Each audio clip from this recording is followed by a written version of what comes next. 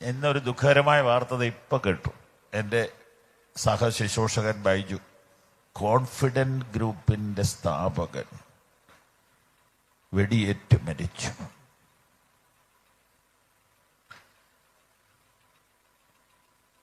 ഇച്ചിടെ കഴിയുമ്പോൾ ക്ലിയർ വാർത്തകൾ നിങ്ങൾക്കെല്ലാം കിട്ടും. നമുക്ക് വാങ്ങാൻ കിട്ടാവുന്നതിൽ ഏറ്റവും വില കൂടിയ വാഹനങ്ങളെല്ലാം തന്നെ അദ്ദേഹത്തിനുണ്ട്. അതിനകത്ത് ടൊയോട്ടയൊക്കെ ഏറ്റവും വില കുറഞ്ഞതാ.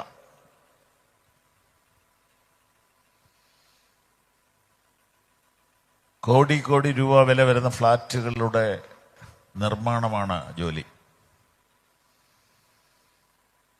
വേറെയും പല ബിസിനസ്സുകളിൽ നമ്പർ 1 ആണ്. സ്വന്തം തോക്കിന്റെ വെടിയാണെന്നാണ് വാർത്ത. അങ്ങനെ വരുമ്പോൾ ആത്മഹത്യയാണെന്ന് വരും.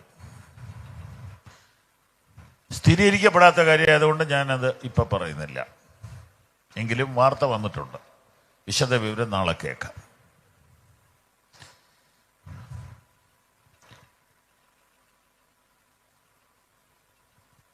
ചില വർഷങ്ങൾക്ക് മുമ്പ് ഞാൻ പ്രസംഗമധ്യേ മറ്റൊരാളുടെ കാര്യം പറഞ്ഞിട്ടുണ്ട്. കഫേ കോഫി ഡേയുടെ സ്ഥാപകൻ സിദ്ധാർത്ഥ് കർണാടകത്തിൽ നിന്ന് കാർ ഓടിച്ചു വരുമ്പോൾ ഒരു നീളമുള്ള പാലത്തിൽ കയറിയപ്പോൾ ഡ്രൈവറോട് പറഞ്ഞു, എനിക്കൊരു അത്യാവശ്യമായ ഫോൺ കോൾ ഉണ്ട്, നീ അക്കരെ പോയി നിന്നോ, പാലത്തെ വണ്ടി പാർക്ക് ചെയ്യാൻ പറ്റില്ല. അങ്ങനെ കോടീശ്വരൻ, ഞാൻ മറന്നുപോയി, ഒരു കാപ്പിക്ക് അന്ന് 150 രൂപയായിരുന്നു, ഇന്ന് 250 രൂപയാണ് കഫേ കോഫിയുടെ. എയർപോർട്ടിൽ മാത്രമേ കാപ്പി കിട്ടുള്ളൂ. 1500 ഔട്ട്ലെറ്റ് ഉണ്ടെന്നാണ് അന്ന് ഞാൻ വായിച്ചത്. 250 രൂപ. അപ്പൊ എത്ര ലക്ഷം കാപ്പിയാ ഒരു ദിവസം വയ്ക്കുന്നത്? സ്വന്തം തോട്ടത്തിലെ കാപ്പി കുരുവിൽ നിന്നെടുക്കുന്ന കാപ്പിപ്പൊടിയാ. ഇതൊക്കെ പറയാൻ എളുപ്പ അല്ലേ? യൗവനക്കാരനായ മനുഷ്യൻ, യൗവനം എന്ന് പറഞ്ഞാൽ 60 വയസ്സിൽ താഴെയുള്ളവരെല്ലാം യൗവനക്കാരല്ലേ? അതും ഇപ്പം മാറ്റിയിട്ടുണ്ടെന്നാ കേട്ടെ. 70 താഴെ എല്ലാം യൗവനക്കാരാ. കാരണം എനിക്ക് 60 കഴിഞ്ഞുകൊണ്ട് അങ്ങനെ പറഞ്ഞു. ഞാൻ വാർത്തയിലും കണ്ടു, ഇവിടുത്തെ പല കാര്യങ്ങളിലും പ്രായം ഉയർത്തണം, കാരണം മനുഷ്യന്റെ ആയുസ് കൂടി തുടങ്ങി. ഇപ്പം മിക്കവാറും എല്ലാവരും 100 വരെ പോകുന്നുണ്ട്. പോട്ടെ, നമ്മുടെ വിഷയത്തിൽ നിന്ന് മാറിപ്പോകരുത്. സിദ്ധാർത്ഥ്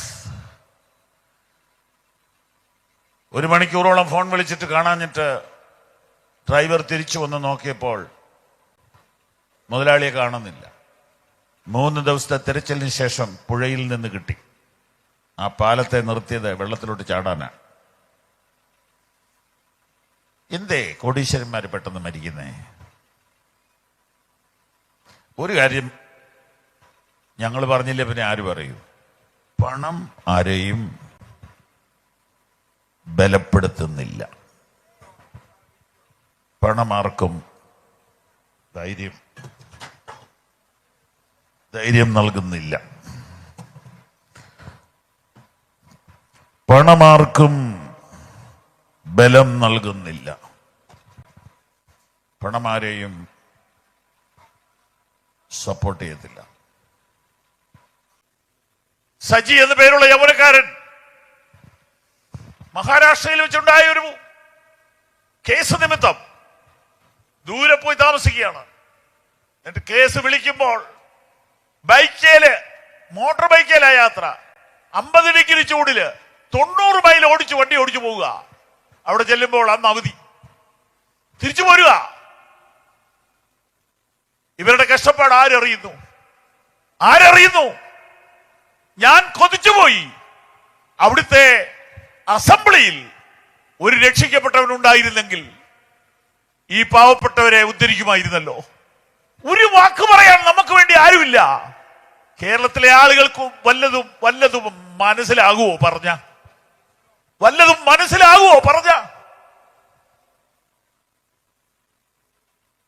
ബീഹാറിൽ 16 പേരെ വെറുതെ കസ്റ്റഡിയിലെടുത്തു.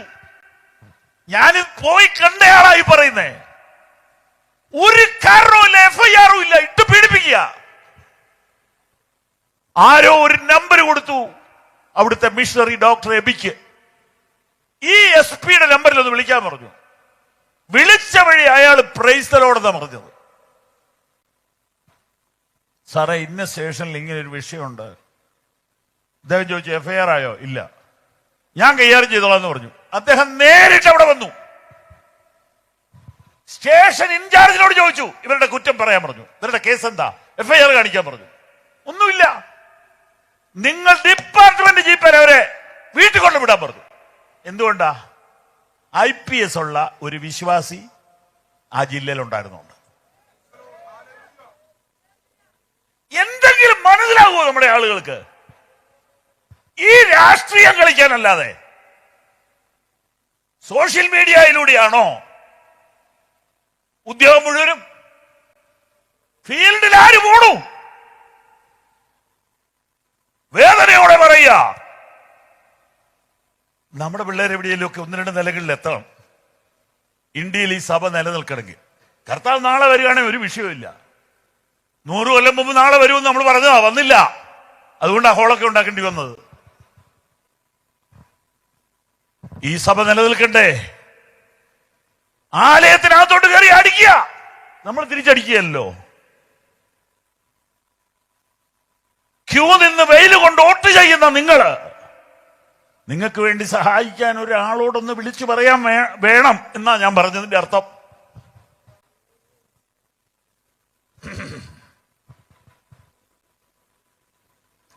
കൊറിയൻ പാർലമെന്റിൽ എന്റെ അറിവ് ശരിയാണെങ്കിൽ 20-ലധികം വിശ്വാസികളുണ്ട്.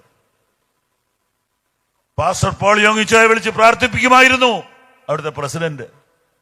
എന്തേ ഇതൊന്നും ഇന്ത്യ നടക്കത്തില്ലേ? ദാനിയേലായിരുന്നല്ലോ ബാബിലോണിന്റെ അഡ്വൈസർ. നമ്മുടെ പിള്ളേരാകുന്നുണ്ടോ? പ്രൈം മിനിസ്റ്ററുടെ അഡ്വൈസറി ബോർഡിൽ ഒരു ബന്ധുക്കോസുകാരനുണ്ടെങ്കിലോ? പക്ഷെ നമ്മൾ ആ ലെവലിൽ ചിന്തിച്ചില്ല. നമ്മുടെ പിള്ളേരെ IPS-നും IAS-നും വിട്ടില്ല. ഈ ബുദ്ധിയൊക്കെ മതി അതും പാസ്സാകാൻ. എഞ്ചിനീയറിംഗ് പാസ്സാകുമെങ്കിൽ, MBBS പാസ്സാകുമെങ്കിൽ അതും പാസ്സാകാം. ഇച്ചിരൂടെ മാറി ചിന്തിക്കണം, ഇച്ചിരൂടെ പവർഫുൾ ആയിട്ട് ചിന്തിക്കണം, ഇച്ചിരൂടെ ഗൗരവമായിട്ട് പ്രാർത്ഥിക്കണം. ഇന്ത്യൻ സഭ കഷ്ടത്തിലൂടെ കടന്നു പോകുന്നു. 100 കണക്കിന് പേര് പീഡനം അനുഭവിക്കുന്നു, തല്ലുകൊള്ളുന്നു, ആലയങ്ങൾ പൊളിക്കുന്നു. പ്രാർത്ഥിക്കാൻ ഞാൻ നിങ്ങളെ വിളിക്കുക. ഞാൻ എങ്ങനെയാ ഇന്നുവരെ ചെയ്തുകൊണ്ടിരിക്കുന്നതെന്നറിയോ? നാളെ ഒരു യോഗം ഇല്ല, നാളെ ഒരു അവസരം ഉണ്ടേലല്ലേ ഉള്ളൂ. കാലെ കുത്തി നിന്നിട്ട് വേണ്ടേ ഒച്ച വെക്കാൻ? ജീവൻ ഉണ്ടേലല്ലേ പറ്റുള്ളൂ. ഈ ഒരൊറ്റ പ്രസംഗമേ ഉള്ളെങ്കിൽ അതെന്റെ ദൈവത്തിന് പ്രസാദമായിരിക്കണം. ഹല്ലേലൂയ. ഇനി ഞാൻ പറയുമ്പോ സങ്കടത്തോടെ പറയുക, എന്നെ ഉപദേശിച്ച ആള് എന്നേ പ്രസംഗം നിർത്തി. ഒരു പണിയില്ല ഇപ്പൊ. ഞാനൊന്നും ബാക്കി വെച്ചില്ല. ഞാൻ ആരാധിക്കാൻ അവസരം കിട്ടിയാൽ മുഴുശക്തിയോടെ ആരാധിക്കും. ഹല്ലേലൂയ. പ്രസംഗിക്കുകയാണെങ്കിൽ DL മൂഡി പറയുന്നത് ഇങ്ങനെയാണ്: ഞാൻ പ്രസംഗിക്കുന്ന യേശു ഇന്നലെ മരിച്ചു, ഇന്ന് ഉയർത്തു, നാളെ മടങ്ങി വരും. കർത്താവിന്റെ അതിപരിശുദ്ധമുള്ള തിരുനാമം മഹിമപ്പെടുമാറാകട്ടെ. പിതാവായ ദൈവത്തിന്റെ അളവറ്റ സ്നേഹവും കർത്താവായ യേശുക്രിസ്തുവിന്റെ കൃപയും പരിശുദ്ധാത്മാവിന്റെ കൂട്ടായ്മയും നാം ഏവരോടും കൂടെ ഈ നിമിഷം വരെയും ഉണ്ടായിരുന്നതിനാൽ ഞാൻ ദൈവത്തെ സ്തുതിക്കുന്നു. ഞാൻ പറഞ്ഞത് മനസ്സിലായെങ്കിൽ കരങ്ങൾ ഉയർത്തി സ്തോത്രം ചെയ്താട്ടെ. നമ്മൾ സാധാരണ യോഗം തീരുമ്പോൾ ആശീർവാദം പറയും. ചിലരത് ശ്രദ്ധിക്കുന്നില്ല, ചിലരത് വേഗത്തിൽ പറഞ്ഞു വിടും. പക്ഷെ അതിനകത്ത് നമ്മുടെ കംപ്ലീറ്റ് പ്രൊട്ടക്ഷൻ അടങ്ങിയിട്ടുണ്ട്. കംപ്ലീറ്റ് പ്രൊട്ടക്ഷൻ അടങ്ങിയിട്ടുണ്ട്. പിതാവായ ദൈവത്തിൻ്റെ സ്നേഹവും കർത്താവിൻ്റെ കൃപയും പരിശുദ്ധാത്മാവിൻ്റെ കൂട്ടായ്മയും നമ്മളോട് കൂടെ ഉണ്ടായിരിക്കട്ടെ എന്ന് ഇന്നലെ രാത്രി യോഗം കഴിഞ്ഞപ്പോൾ അഭിഷിക്തൻ പറഞ്ഞു. അത് ഈ നിമിഷം വരെയും ഉണ്ടായിരുന്നതിനാൽ കരങ്ങൾ ഉയർത്തി സ്തോത്രം ചെയ്യാം. ഹല്ലേലൂയ. കർത്താവിൻ്റെ സ്നേഹത്തെക്കുറിച്ച് ഞാൻ ഇന്ന് രാവിലെ ധ്യാനിച്ചു. നിങ്ങൾ പവർ വിഷൻ ശ്രദ്ധിക്കുന്നവരാണല്ലോ. എനിക്ക് എല്ലാ ദിവസവും ഒരു മെസ്സേജ് പവർ വിഷനിലൂടെ പറയാൻ ദൈവം ഇന്ന് വരെയും കൃപ തന്നുകൊണ്ടിരിക്കും. പറഞ്ഞതൊന്നും ആവർത്തിച്ച് പറഞ്ഞിട്ടില്ല. സഭായോഗത്തിന് ചിലപ്പോൾ മുടക്കം വന്നിട്ടുണ്ട്, പവർ വിഷനിലെ സഭായോഗത്തിന്. പക്ഷെ ഇത് മുടക്കത്തില്ല. ഞാൻ വിദേശത്തേക്ക് എങ്ങാനും പോയാൽ ഞാൻ അതും കൂടെ കവർ ചെയ്ത് റെക്കോർഡ് ചെയ്തിട്ടേ പോവുകയുള്ളൂ. കാരണം എനിക്ക് ഏറ്റവും ഇൻട്രസ്റ്റ് ഉള്ള കാര്യമാണ് വചനപ്രഭാതം എന്ന് പറഞ്ഞാൽ വചനത്തോടുകൂടെ ആരംഭിക്കുന്ന പ്രഭാതം. ഞാനത് മറ്റുള്ളവർക്ക് വേണ്ടി അല്ല, എനിക്ക് വേണ്ടിയാണ് അത് ചെയ്യുന്നത്. ഇപ്പോൾ 20-ാം സങ്കീർത്തനത്തിൽ നിന്നാണ് ധ്യാനിച്ചുകൊണ്ടിരിക്കുന്നത്. ഇന്ന് ഞാൻ അതിൻ്റെ 7-ാം വാക്യം ധ്യാനിച്ചു. രാജാവ് യഹോവയിൽ ആശ്രയിക്കുന്നു, അത്യുന്നതന്റെ അചഞ്ചല സ്നേഹം കൊണ്ട് അവൻ കുലുങ്ങാതിരിക്കും. ഹെഡിങ്ങിൽ എഴുതിയിരിക്കുന്നത് ദാവീദിന്റെ കീർത്തനം എന്നാണ്. ദാവീദിന് വേണ്ടിയുള്ള കീർത്തനമെന്നാക്കേണ്ടതാണ്. ആക്കാത്ത എന്താണെന്ന് വെച്ചാൽ ദാവീദ് എഴുതിയതായിരിക്കാം, കവിയാണല്ലോ, എനിക്കറിഞ്ഞുകൂടാ. പക്ഷേ അവരുടെ കൊയർ രാജാവിന് വേണ്ടി പാടിയ 2 പാട്ടാണ് 20ഉം 21. യഹോവേ, രാജാവ് നിന്റെ ബലത്തിൽ സന്തോഷിക്കുന്നു, നിന്റെ രക്ഷയിൽ അവൻ, ഞാനെന്നല്ല, നിന്റെ രക്ഷയിൽ അവൻ ഏറ്റവും ഉല്ലസിക്കുന്നു. ഇത് അല്ല ഇന്ന് രാത്രിയിലെ സന്ദേശമെങ്കിലും ഇതിൽ നിന്ന് തുടങ്ങാം. ഇതൊരു മുഖവുരയാണ്. ലീഡേഴ്സിന് വേണ്ടി പ്രാർത്ഥിക്കണം, ലീഡേഴ്സിനെ ബ്ലസ് ചെയ്യണം. പുകഴ്ത്തുകയൊന്നും വേണ്ട, പക്ഷെ പ്രാർത്ഥിക്കണം, അവരെ ബ്ലസ് ചെയ്യണം. സഭ പറയുകയാണ്, ജനം പറയുകയാണ്, യഹോവേ, രാജാവ് നിന്റെ ബലത്തിൽ സന്തോഷിക്കുന്നു, നിന്റെ രക്ഷയിൽ അവൻ ഏറ്റവും ഉല്ലസിക്കുന്നു. അവന്റെ ഹൃദയത്തിലെ ആഗ്രഹം നീ അവന് നൽകി, അവന്റെ ആദരങ്ങളുടെ യാചന നിഷേധിച്ചില്ല. ഇതെല്ലാം രാജാവിനെ പറ്റിയുള്ള അവരുടെ ബോധ്യങ്ങളാണ്. ഞങ്ങളുടെ രാജാവ് സ്വന്തം ബലത്തിൽ സന്തോഷിക്കുന്ന ആളല്ലെന്ന് ഞങ്ങൾക്കറിയാം. നമ്മുടെ പാസ്റ്റർ ദൈവത്തിൽ മാത്രം സന്തോഷിക്കുന്ന ആളാണെന്ന് നമുക്കറിയാമല്ലേ. നമ്മൾ പറയണം, അത് പറഞ്ഞ് ദൈവത്തെ സ്തുതിക്കണം. എന്നൊരു ദുഃഖകരമായ വാർത്ത ഇപ്പൊ കേട്ടു. എൻ്റെ സഹശുശ്രൂഷകൻ ബൈജു, കോൺഫിഡന്റ് ഗ്രൂപ്പിന്റെ സ്ഥാപകൻ, വെടിയേറ്റ് മരിച്ചു.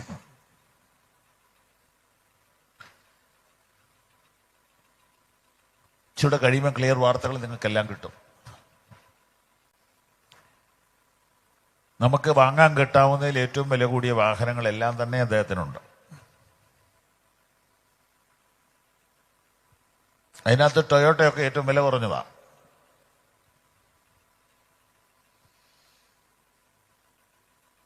കോടി കോടി രൂപ വില വരുന്ന ഫ്ലാറ്റുകളുടെ നിർമ്മാണമാണ് ജോലി. വേറെയും പല ബിസിനസ്സുകളിൽ നമ്പർ 1 ആണ്. സ്വന്തം തോക്കിന്റെ വെടിയാണെന്നാണ് വാർത്ത. അങ്ങനെ വരുമ്പോൾ ആത്മഹത്യയാണെന്ന് വരും. സ്ഥിരീകരിക്കപ്പെടാത്ത കാര്യമായതുകൊണ്ട് ഞാനത് ഇപ്പൊ പറയുന്നില്ല. എങ്കിലും വാർത്ത വന്നിട്ടുണ്ട്. വിശദ വിവരം നാളെ കേൾക്കാം.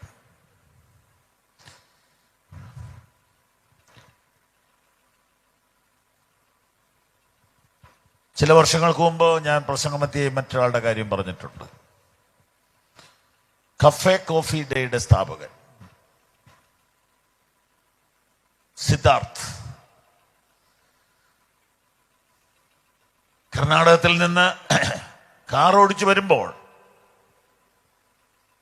ഒരു നീളമുള്ള പാലത്തിൽ കയറിയപ്പോൾ ഡ്രൈവറോട് പറഞ്ഞു,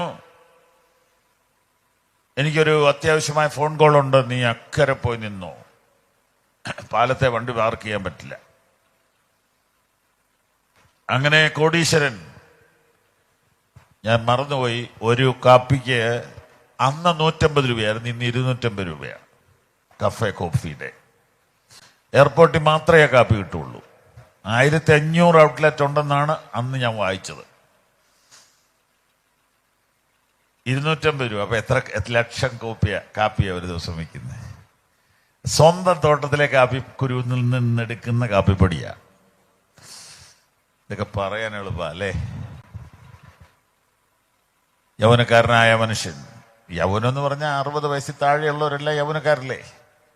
അതും ഇപ്പം മാറ്റിയിട്ടുണ്ടെന്നാ കേട്ടെ. 70 താഴെ എല്ലാം യൗവനക്കാരാ. കാരണം എനിക്ക് 60 കഴിഞ്ഞുകൊണ്ട് അങ്ങനെ പറഞ്ഞു.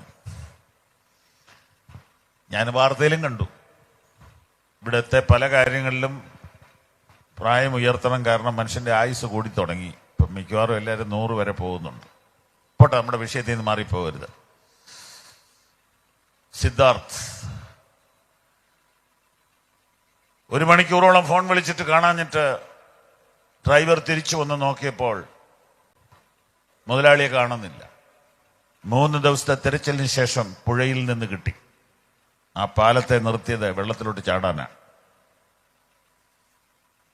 എന്തേ കോടീശ്വരന്മാര് പെട്ടെന്ന് മരിക്കുന്നേ? ഒരു കാര്യം ഞങ്ങൾ പറഞ്ഞില്ലേ, പിന്നെ ആര് പറയൂ? പണം ആരെയും ബലപ്പെടുത്തുന്നില്ല.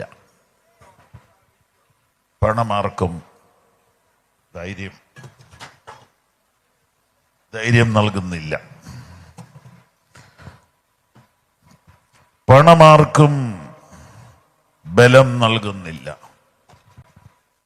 പണമാരെയും സപ്പോർട്ട് ചെയ്യത്തില്ല. അതുകൊണ്ട് ഈ പാട്ടിന്റെ വരികൾക്ക് ഭയങ്കര ശക്തിയുണ്ട്.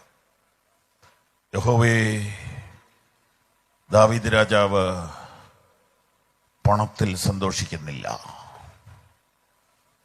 കഴിവിൽ സന്തോഷിക്കുന്നില്ല,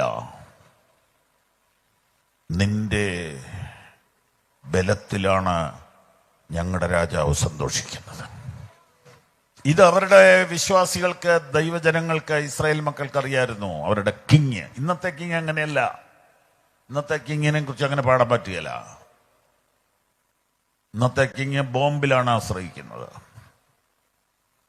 അദ്ദേഹം ഇത് കേട്ടാൽ എന്നെ ചിലപ്പോൾ വെടിവെക്കും. അത്ര സ്ട്രോങ് കരുത്തനാ പുള്ളി. അദ്ദേഹത്തിന്റെ ബലം എന്ന് പറയുന്നത് പ്ലെയിനാണ്, ബോംബാണ്, മിസൈലാണ്, മനക്കരുത്താണ്. ചുവടെ കടത്തി പറഞ്ഞാൽ യുദ്ധമാ പുള്ളിയുടെ വിജയം. യുദ്ധം എന്ന് തീരുന്നോ അന്ന് പുള്ളി റിട്ടയർ ആവേണ്ടി വരും. പക്ഷെ ദാവീദിനെ നോക്കിയിട്ട് അവരുടെ വിശ്വാസികൾ പറയുകയാണ്, കർത്താവേ, ഞങ്ങളുടെ രാജാവിന്റെ സന്തോഷം നീയാണ്. നിങ്ങൾക്ക് നിങ്ങളെ നോക്കിയിട്ട് അങ്ങനെ പറയാമോ? നിങ്ങളുടെ മക്കളെ നോക്കിയിട്ട് അങ്ങനെ പറയാമോ? ചില ബുദ്ധിമുട്ടുള്ളൊരു കാര്യം ചോദിക്കാൻ പോവാ. നിങ്ങളുടെ മക്കൾ നിങ്ങളെ നോക്കി അങ്ങനെ പറയുമോ?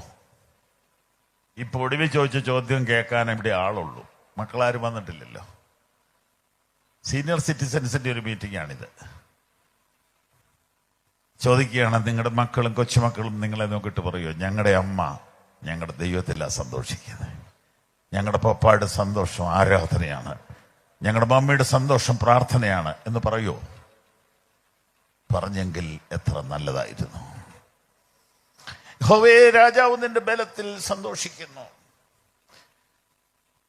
കർത്താവേ, അങ്ങയുടെ രക്ഷയിൽ ഞങ്ങളുടെ രാജാവ് ഏറ്റവും ഉല്ലസിക്കുന്നു എന്ന് പറഞ്ഞാൽ രക്ഷയുടെ ആ സന്തോഷം ഞങ്ങളുടെ രാജാവിന് നഷ്ടപ്പെട്ടിട്ടില്ലെന്ന് ജനങ്ങൾ പറയുക. നമ്മുടെ മക്കൾ നമ്മളെ നോക്കി ഞങ്ങളുടെ പപ്പായുടെ രക്ഷയുടെ സന്തോഷം 49-ലും ഇങ്ങനെ തന്നെയായിരുന്നു, 58-ൽ ഇങ്ങനെയായിരുന്നു, 1965-ൽ ഇങ്ങനെ തന്നെയായിരുന്നു, 2025-ലും രക്ഷയുടെ സന്തോഷം കുറയാത്ത ഒരു മനുഷ്യനാണ് എൻ്റെ ഡാഡി. നിങ്ങൾക്ക് ഈ സങ്കീർത്തനത്തിൽ നിന്ന് ഞാൻ പറഞ്ഞത് മനസ്സിലായില്ലെന്ന് തോന്നുന്നു. 7-ാമത്തെ വാക്യത്തിലോട്ട് വരുമ്പോൾ രാജാവ് യഹോവയിൽ ആശ്രയിക്കുന്നു. ജനങ്ങൾ പറയുക, ഞങ്ങളുടെ രാജാവിന്റെ ആശ്രയം പണമല്ല, പട്ടാളമല്ല, കുന്തമല്ല, വാളല്ല, ഒന്നുമല്ല. 20-ാം സങ്കീർത്തനത്തിൽ പറയുന്നുണ്ട്, ചിലർ രഥങ്ങളിലും ചിലർ കുതിരകളിലും ആശ്രയിക്കുന്നു, പക്ഷെ അവർ വീഴും, പക്ഷെ ഞങ്ങൾ എഴുന്നേറ്റിരിക്കും. കാര്യങ്ങൾ ഉയർത്തി ഹല്ലേലൂയ പറഞ്ഞാട്ടെ. ഞാൻ പറഞ്ഞത് കോൺഫിഡന്റ് ഗ്രൂപ്പിന്റെ സ്ഥാപകന്റെ വേർപാടിൽ ഞാൻ ദുഃഖം രേഖപ്പെടുത്തുന്നു. നമ്മുടെ സമൂഹത്തിലെ നല്ല ബിസിനസ്സുകാരൊക്കെ ജീവിച്ചിരിക്കട്ടെ, അവരൊക്കെ സമൂഹത്തിന് നല്ലതല്ലേ. റോയി എന്നാണ് അദ്ദേഹത്തിന്റെ പേര്. പക്ഷെ സംഭവിച്ച വേർപാട് ഒരു നഷ്ടം തന്നെയല്ലേ. ബിസിനസ് ഒന്നും എല്ലാവർക്കും ചെയ്യാവുന്ന പണിയൊന്നുമല്ല. കോടികളിട്ട് ബിസിനസ് ചെയ്യണമെങ്കിൽ അതിനൊരു കഴിവ് വേണം. അങ്ങനെയുള്ളവരൊക്കെ മരിച്ചു പോകുന്ന സങ്കടമാണ്. എന്റെ ചോദ്യം, നിങ്ങളുടെ ആശ്രയം എവിടെയാ? നിങ്ങളുടെ ആശ്രയം എവിടെയാ? ഹല്ലേലൂയ. എനിക്കെന്റെ ആശ്രയം യേശുവത്രേ, സർവശക്തനാമെന്നേശുവത്രേ, ഞാൻ അവൻ കരങ്ങളിൽ സുരക്ഷിതനാം, യേശു മതിയായവൻ, എനിക്കെന്റെ ആശ്രയം യേശുവത്രേ, സർവശക്തനാമെന്നേശുവത്രേ, ഞാനവൻ കരങ്ങളിൽ സുരക്ഷിതനാം, യേശു മതിയായവൻ. കരങ്ങളടിച്ച് യേശു മതി, അസ്നേഹം മതി, തൻ ക്രൂശു മതി എനിക്ക്. ആമേൻ. യേശു മതി, അസ്നേഹം മതി, തൻ ക്രൂശു മതി എനിക്ക്. യേശു തൻ ഹിതം മതി, നിത്യജീവൻ മതി എനിക്ക്. യേശു മതി, അസ്നേഹം മതി, തൻ ക്രൂശു മതി എനിക്ക്. യേശു മതി, തൻ ഹിതം മതി, നിത്യജീവൻ മതി എനിക്ക്. ഒരു നല്ല ഹല്ലേലൂയ പറയോ? പ്രസംഗം വേറെയാണെങ്കിൽ ചോദിക്കുക, എന്റെ ആശ്രയം എന്റെ കർത്താവാണെന്ന് പറയാൻ പറ്റുമോ? എങ്കിൽ മുഴുവൻ ശബ്ദത്തിലും ഒരു ഹല്ലേലൂയ പറഞ്ഞാട്ടെ.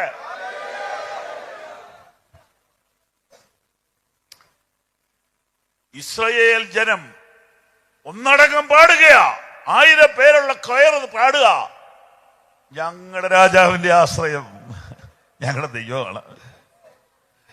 അടുത്ത വാചകം, അത്യുന്നതന്റെ കാരുണ്യം കൊണ്ട് അവൻ കുലുങ്ങാതിരിക്കും. ഞാൻ ഇംഗ്ലീഷിലും മോഡേൺ ട്രാൻസ്ലേഷനിൽ നോക്കിയപ്പോ അൺഫെയിലിംഗ് ലവ്, നിറം മങ്ങാത്ത, ക്വാളിറ്റി കുറയാത്ത ദൈവസ്നേഹം നിമിത്തം ഞങ്ങളുടെ രാജാവ് കുലുങ്ങാതിരിക്കും. ഇംഗ്ലീഷിൽ സെക്യൂർ എന്നാ. അതിന്റെ അർത്ഥം എന്നാ അറിയോ? ദൈവസ്നേഹം തിരിച്ചറിഞ്ഞവനാണ് ഞങ്ങളുടെ രാജാവ്. ദൈവസ്നേഹം തിരിച്ചറിഞ്ഞവൻ കുലുങ്ങത്തില്ല. ഓ, റോമർ 8 ഇങ്ങനെ എഴുതിയിരിക്കുന്നു, നാമോ നമ്മെ സ്നേഹിച്ചവൻ മുഖാന്തരം ഇവയിലൊക്കെയും പൂർണ്ണ ജയം പ്രാപിക്കുന്നു. ആ ഇവ എന്ന് പറഞ്ഞാൽ ഏതൊക്കെയാ?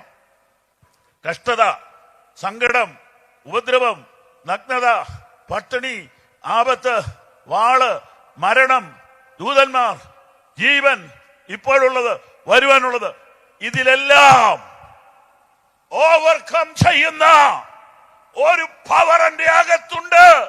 അത് ദൈവം എന്നെ സ്നേഹിച്ചു എന്നതാണ്.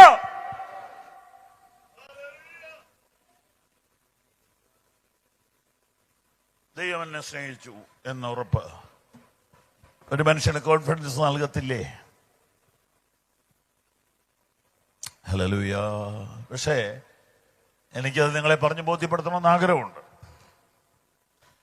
അത്യുന്നതന്റെ അചഞ്ചല സ്നേഹം കൊണ്ട് അവൻ കുലുങ്ങാതിരിക്കുമെന്നതാണ് ശരിയായ തർജ്ജിമ. വാക്യം 7 അത്യുന്നതന്റെ അചഞ്ചല സ്നേഹം കൊണ്ട് അവൻ കുലുങ്ങാതിരിക്കും. അതെങ്ങനെയാണ്? അതിന്റെ റിയാലിറ്റി എന്നാ? ഞാനൊന്ന് പറഞ്ഞോട്ടെ. ഈ പ്രായമുള്ളൊരു ഒത്തിരിയുള്ള യോഗ ആയതുകൊണ്ട് കൊച്ചുമക്കളുടെ കഥ പറയാം. അപ്പോൾ രസമുണ്ടല്ലോ. എനിക്ക് 5 കൊച്ചുമക്കളുണ്ട്. അതിലൊരാള് 5 കൊല്ലം എൻ്റെ കൂടെ ആയിരുന്നു. ഞാനാണ് അവൻ്റെ മെൻറ്റർ, ഞാനാണ് അവൻ്റെ കളിക്കൂട്ടുകാരൻ, എല്ലാം.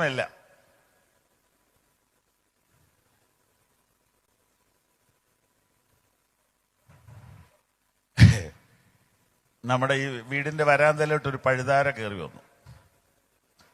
അപ്പൊ ഇവൻ അതിനെ കൈകാര്യം ചെയ്യാൻ നോക്കി. ചെരുപ്പൊക്കെ എടുത്ത് അടിക്കാൻ നോക്കി, പറ്റിയില്ല. പെട്ടെന്ന് പാഞ്ഞു വന്ന് എൻ്റെ കയ്യെ പിടിച്ച് പുറത്ത് കൊണ്ടുപോയിട്ട് അവന്റെ ചെരുപ്പെടുത്ത് എൻ്റെ തന്നു. കൈകാര്യം ചെയ്തോളാൻ പറഞ്ഞു. അവന്റെ ധൈര്യം എന്ന് പറയുന്നത് ഞാനാ. അപ്പച്ചനിതൊക്കെ നിസ്സാരമല്ലേ എന്ന് എന്നോട് ചോദിക്കുക. അതിപ്പോ പാമ്പാണേലും പട്ടിയാണേലും കൊമ്പനാനാണേലും അവന്റെ വിചാരം അപ്പച്ചൻ ഇതൊക്കെ നിസ്സാരാണ്. അപ്പച്ചനെ കൊണ്ട് അതിന് മാത്രമുള്ള കഴിവൊന്നും ഇല്ലെന്നുള്ളത് അപ്പച്ചനല്ലേ അറിയത്തുള്ളൂ. പക്ഷെ എന്റെ കർത്താവ്, he is able. Jesus Christ is the same yesterday, today and forever. അത്യുന്നതന്റെ കാരുണ്യം കൊണ്ട് അവൻ കുലുങ്ങാതിരിക്കും. Hallelujah, hallelujah. കർത്താവേ, ഇന്ന് രാത്രി ചിലരുടെ കുലുക്കം മാറട്ടെ. ഇന്ന് രാത്രി ചിലരുടെ കലക്കം മാറട്ടെ. ഇന്ന് രാത്രി ചിലരുടെ മടുപ്പ് മാറട്ടെ. ഇന്ന് രാത്രി ചിലരുടെ നിരാശ മാറട്ടെ. പ്രിയരെ, ഞാനൊരു ഗ്യാരണ്ടി നിങ്ങൾക്ക് തരാം, മുദ്രപത്രത്തെ എഴുതി തരാം. നിങ്ങളെ സ്നേഹിക്കുന്ന ഒരു ദൈവമുണ്ട്. വേറെ ആരും സ്നേഹിക്കത്തുമില്ല. വെറുതെ പറയാവുന്നേ. ആർക്കും ആരെയും സ്നേഹിക്കാനെന്നുള്ള ആരോഗ്യമില്ല, നേരവുമില്ല.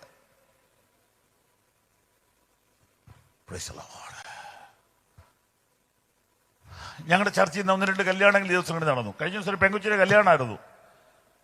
ഭയങ്കര കരച്ചിലാണ്. എന്നാ കാര്യം? വല്യപ്പച്ചനെയും വല്യമ്മച്ചയെയും അപ്പനെയും അമ്മയും അനിയത്തിയെയും ആന്റിയെ ബാസയും ഒക്കെ വിട്ടുപോകുന്നത് ഓർത്തിട്ട് കരച്ചിലാന്ന്. ഞാൻ വീട്ടിൽ പറഞ്ഞു ഇതൊക്കെ ചുമ്മാതെയാ, കെട്ടിയവനെ കണ്ടു കഴിയുമ്പോൾ ഇതെല്ലാം മറക്കും. ഇന്നലെ ഞാൻ വിളിച്ച് അന്വേഷിച്ചപ്പം വിളിക്കാൻ പോലും നേരമില്ല, അതുപോലെ വർത്താനം പറഞ്ഞുകൊണ്ടിരിക്കുക അവിടെ. ഇതൊക്കെ നമ്മൾ കണ്ടിട്ടുള്ളതല്ലേ. Praise the Lord. ലൈവ് കാണുന്നുണ്ടെങ്കിൽ എനിക്ക് പണി കിട്ടും. ഹല്ലേലൂയ. ആരുമാരെയും ഒരു പരിധിക്കുള്ളിൽ സ്നേഹിക്കത്തില്ല, വെറുതെ വാഗൊണ്ട് പറയത്തേ ഉള്ളൂ.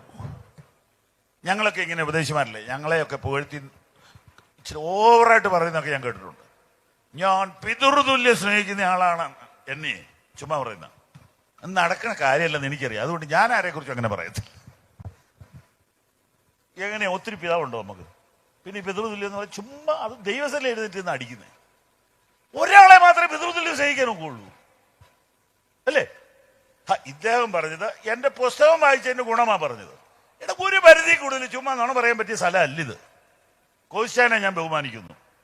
അദ്ദേഹത്തിലുള്ള അഭിഷേകത്തെ എനിക്ക് ഇഷ്ടമാണ്.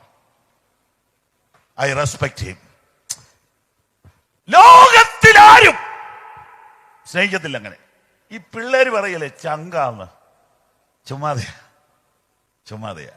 എന്നാൽ രാജേഷ് അലപ്പറ എഴുതി, എന്റെ ചങ്കാണ് എന്നെ യേശു. അത് ഞാൻ സമ്മതിക്കാം. ചങ്കെന്ന് പറയാമെങ്കിൽ അത് യേശുവിനെ പറയാൻ പറ്റുള്ളൂ. ചങ്ക് തുറന്ന് സ്നേഹിച്ചത് അവൻ മാത്രമാണ്. അവൻ മാത്രമേ അവസാനത്തോളം സ്നേഹിക്കത്തുള്ളൂ. അവൻ മാത്രമേ ജീവൻ തന്നു സ്നേഹിച്ചിട്ടുള്ളൂ. അവനോട് മാത്രമേ എനിക്ക് കടപ്പാടുള്ളൂ. നാമോ നമ്മെ സ്നേഹിച്ചവൻ മുഖാന്തരം ഇതിലൊക്കെ ഈ പൂർണ്ണ ജയം പ്രാപിക്കുന്നു. ഇന്ന് രാത്രി ഞാൻ നിങ്ങളോട് പറയട്ടെ, നിങ്ങളെ സ്നേഹിക്കുന്ന ഒരാളുണ്ട്. അവൻ മരണമില്ലാത്തവനാണ്. അവൻ വാക്കുമാറാത്തവനാണ്. അവൻ ആസ്ട്രേലിയയിലെ മെൽബണിലല്ല, നിന്റെ ശ്വാസത്തിന് തുല്യം അടുത്ത് അവനുണ്ട്. പലർക്കും സ്നേഹിക്കുന്ന മക്കളുണ്ടെങ്കിലും മെൽബണില്ല. പിന്നെ എന്നെ പറയാനുണ്ട്, ഭയങ്കര സ്നേഹ, പക്ഷെ കാലിഫോർണിയയില്ല. അമ്മയെ വിളിച്ചാൽ അമ്മേന്ന് വിളിച്ചാ വിളി എന്ന് നിർത്താത്ത നീളത്തിൽ വിളിക്കും. പക്ഷേ താമസിക്കുന്ന എവിടെയാന്നറിയോ? ന്യൂയോർക്കില്. എന്നാ പ്രയോജനം? ഇന്ന് രാത്രി നിന്നെ സ്നേഹിക്കുന്നവൻ നിന്റെ അടുത്തുണ്ട്. ഹൃദയം നുറുങ്ങിയവർക്ക് യഹോവ സമീപസ്ഥൻ, മനസ്സ് തകർന്നവരെ അവൻ രക്ഷിക്കുന്നു. ഞാൻ മുഖവരെ പറയാനാ വന്നെങ്കിലും അതിനകത്തൊരു ദൂതുണ്ട്. ഞാൻ ചോദിക്കട്ടെ, ഈ പെട്ടെന്ന് മരിച്ചുപോയ ആളുകൾ ആത്മഹത്യ ചെയ്തതാണെങ്കിൽ അവർക്ക് യേശുവിനെ അറിയാതിരുന്നേ മരിക്കുമോ? പെന്തിക്കോസിലാണ് മരിക്കുമോ എന്നല്ല ഞാൻ ചോദിച്ചത്. കാരണം എനിക്ക് അങ്ങനെ പറയാൻ പറ്റാത്തൊരു കാലത്താണ് ഇപ്പം ജീവിക്കുന്നത്. എന്റെ ചോദ്യം, യേശുവിനെ ഞാൻ അറിഞ്ഞതുപോലെ അറിഞ്ഞിരുന്നെങ്കിൽ മരിക്കത്തില്ല. അങ്ങനെ പറയാനൊക്കത്തുള്ളൂ. സഭയുടെ പേരൊന്നും പറയാൻ എനിക്ക് പേടിയാ. സാധു കൊച്ചുഞ്ഞുപദേശി പറയുമായിരുന്നു, ഞാൻ യേശുവിനെ അറിഞ്ഞതുപോലെ നിങ്ങൾ അറിഞ്ഞിട്ടില്ല. അറിഞ്ഞിരുന്നെങ്കിൽ നിങ്ങൾ അങ്ങനെ പിന്മാറിപ്പോകത്തില്ല. യേശുവിനെ കുറ്റമൊന്നും പറയരുത്. നീ അവനെ കാണേണ്ട പോലെ കണ്ടില്ല. നീ അവനെ അറിയേണ്ടതുപോലെ അറിഞ്ഞില്ല. നീ അവനെ തൊടേണ്ടതുപോലെ തൊട്ടില്ല. നീ അവനെ സ്നേഹിക്കേണ്ടതുപോലെ സ്നേഹിച്ചില്ല. അവനാർക്കും കടക്കാരനല്ല, അവനാർക്കും ബാധ്യതയല്ല. അവനൊപ്പം പറയാനാരുമേയില്ല, അവനെ പോലാരാധ്യരില്ല. ഹല്ലേലൂയ. ദൈവം നിങ്ങളെ അനുഗ്രഹിക്കട്ടെ. ഇന്നത്തെ സന്ദേശത്തിന് വേണ്ടി മർക്കോസിന്റെ സുവിശേഷം 14-ാം അധ്യായം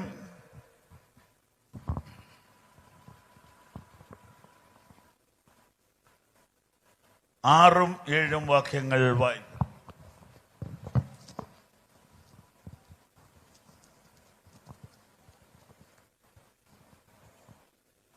എന്നാൽ യേശു, ഇവളെ വിടുവിൻ, അവളെ അസഹ്യപ്പെടുത്തുന്നത് എന്ത്? അവൾ എങ്കിൽ നല്ല പ്രവൃത്തിയല്ലോ ചെയ്തത്.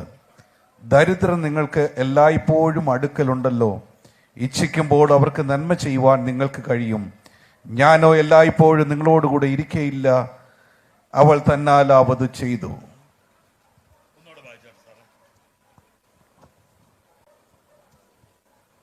എന്നാൽ യേശു, ഇവളെ വിടുവീൻ, അവളെ അസഹ്യപ്പെടുത്തുന്നത് എന്ത്?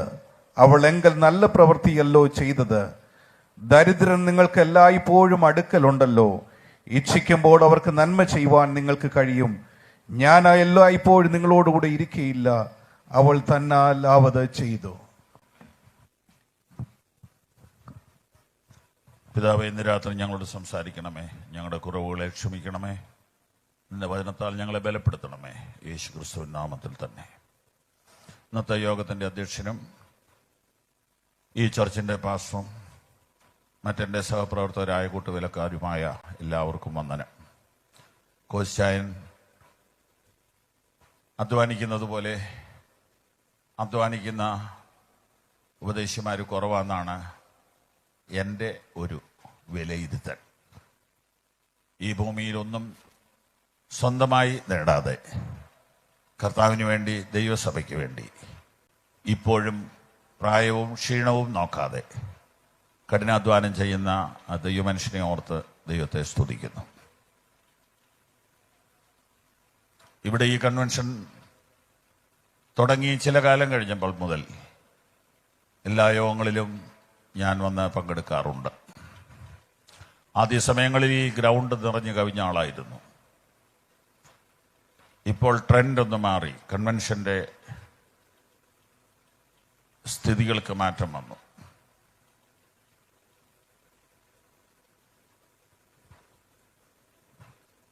സൂമുണ്ട്, ടെലിവിഷനുണ്ട്, ഓൺലൈനുണ്ട്, ഇങ്ങനെ ആളുകൾ പല വഴിക്ക് ചിതറിപ്പോയി. ഇപ്പൊ ഈ സമയത്ത് ഓൺലൈനിൽ 4-5 കൺവെൻഷൻ നടന്നുകൊണ്ടിരിക്കുകയാണ്. നല്ല ഗംഭീരമായ യോഗങ്ങൾ. അതിലൊരെണ്ണത്തിൽ ഞാൻ ഇന്നലെ കർത്താവിന്റെ കൃപയാൽ വചനം ശുശ്രൂഷിച്ചു.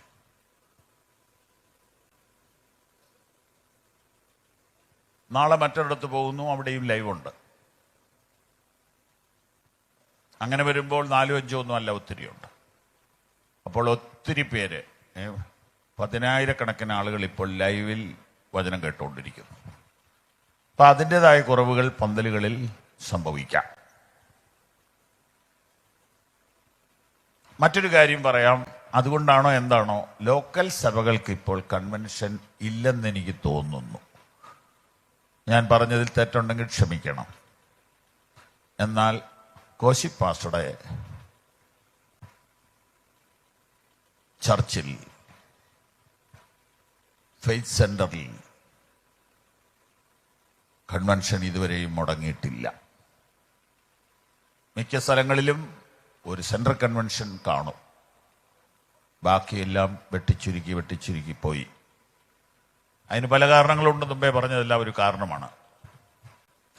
അത് മനസ്സിലാക്കിയിട്ട് ഞങ്ങൾ കഴിഞ്ഞ വർഷം മുറ്റത്ത് കൺവെൻഷനുകൾ ക്രമീകരിച്ചു. 12-13 കൺവെൻഷൻ നടത്തി. സെൻട്രൽ കൺവെൻഷൻ ചെറിയ തോതിലും നടത്തി.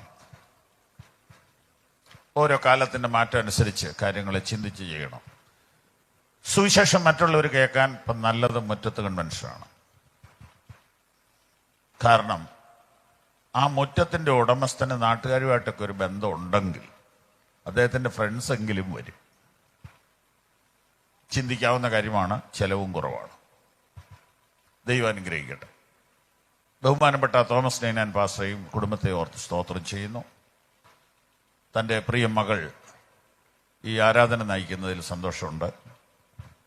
ഞാൻ കോശാൻ്റെ വീട്ടിൽ നിന്ന് ഒരു ചായ കുടിച്ചിട്ട് ഇറങ്ങുമ്പോൾ പാട്ടിൻ്റെ ശബ്ദം കേട്ടപ്പോൾ ഞാൻ അവിടെ നിന്ന് അവളോട് ചോദിച്ചു, തോമസ് നൈനാൻ പാസ്റ്ററുടെ മോളാണോ പാടുന്നേ, അല്ലെങ്കിൽ പെർസിസ് ജോൺ ആയിരിക്കും എന്ന് ഞാൻ പറഞ്ഞുകൊണ്ടാവുന്നത്. ആ കുട്ടിക്ക് ദൈവം കൊടുത്ത അഭിഷേകമുള്ള ശബ്ദം അത് യുണീക്കാണ്, അത് പ്രഷ്യസ് ആണ്. വെറുതെ ഒച്ച വെക്കുന്നതല്ല, അതൊരു അഭിഷേകത്തിൻ്റെ ശബ്ദമാണ്. അങ്ങനെയുള്ള കുഞ്ഞുങ്ങൾ വളർന്നു വരട്ടെ, മര്യാദയ്ക്ക് ജീവിക്കുകയും മാതൃകയോടെ ജീവിക്കുകയും മാന്യമായി വസ്ത്രം ധരിക്കുകയും ചെയ്തിട്ട് അഭിഷേകത്തോടെ വർഷിപ്പ് ലീഡ് ചെയ്യുന്ന കുഞ്ഞുങ്ങൾ വിശേഷാൽ പെൺകുട്ടികൾ നമ്മുടെ സമൂഹത്തിൽ വളർന്നു വരട്ടെ എന്ന് ഞാൻ ആഗ്രഹിക്കുകയും പ്രാർത്ഥിക്കുകയും ചെയ്യുന്നു. പ്രിയ ജോൺസനെ നിങ്ങൾക്കറിയാം. വളരെ ചെറുപ്പത്തിലെ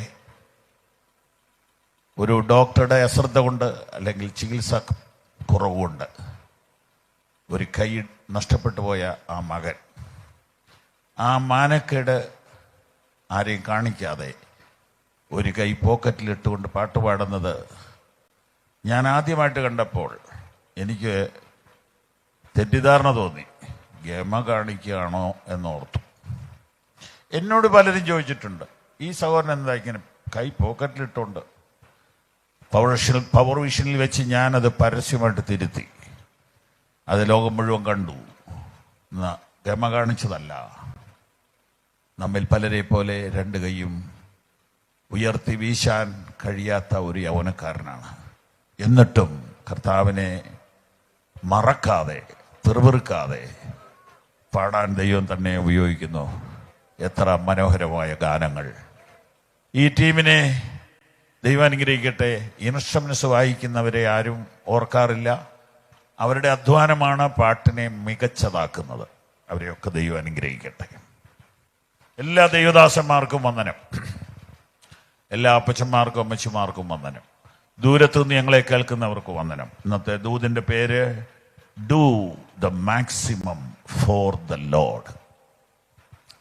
ദൈവത്തിന് വേണ്ടി കുറച്ചുകൂടെ നന്നായി പ്രവർത്തിക്കുക. കർത്താവിന് വേണ്ടി ഏറ്റവും നല്ലത് കൊടുക്കുക, ഏറ്റവും നല്ലത് ചെയ്യുക. Do the maximum. ഇതാണ് ഇന്നത്തെ സന്ദേശം. Do the maximum for the Lord. ഇപ്പൊ വായിച്ചിടത്ത് അങ്ങനെയുള്ള ഒരു സഹോദരിയെ കാണാം. കർത്താവ് അവളെക്കുറിച്ച് സമൂഹത്തിന്റെ മുമ്പിൽ പറയുകയാണ്, അവൾ തന്നാൽ ആവത് ചെയ്തു. സ്തോത്രം, സ്തോത്രം, സ്തോത്രം, സ്തോത്രം. ഇന്ന് രാത്രി എന്നെ നോക്കിയിട്ട്, നിങ്ങളെ നോക്കിയിട്ട് കർത്താവ് അങ്ങനെ പറഞ്ഞിരുന്നുവെങ്കിൽ എന്ന് ഞാൻ ആശിക്കുന്നു.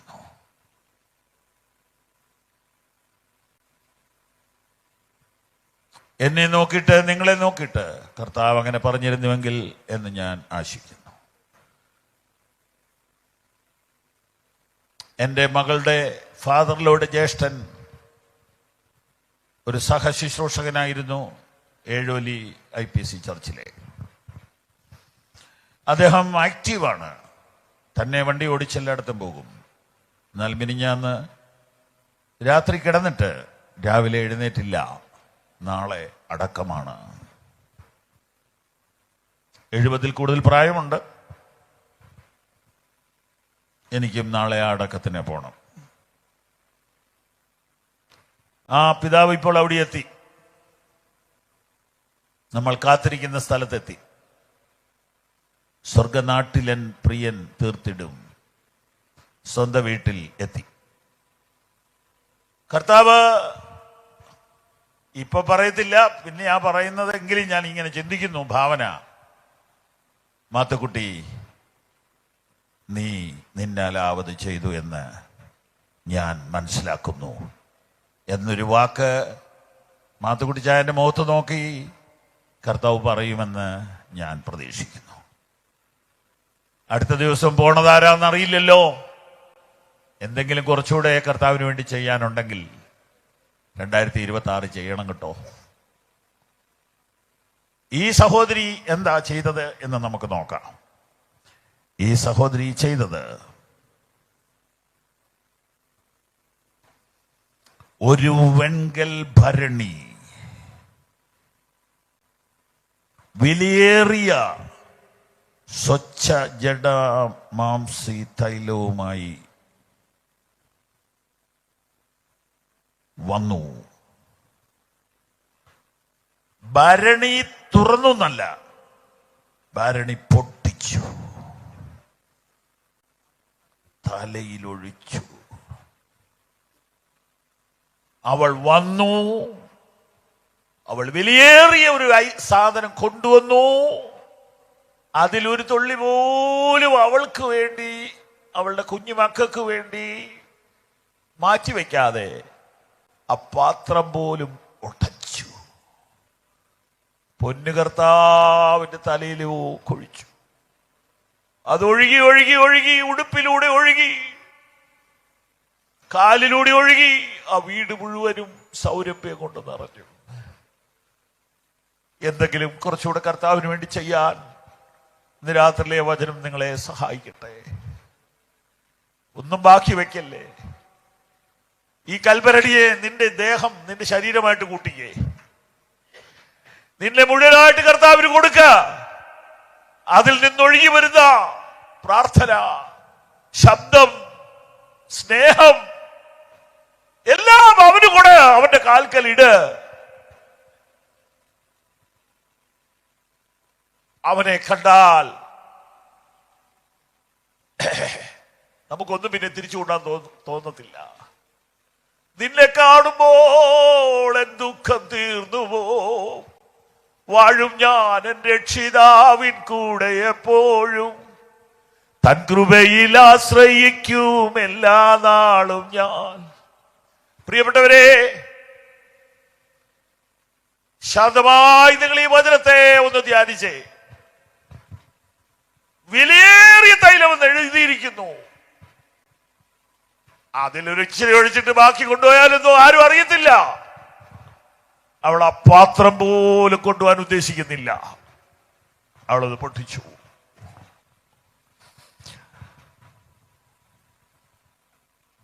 ഹല്ലേലൂയ.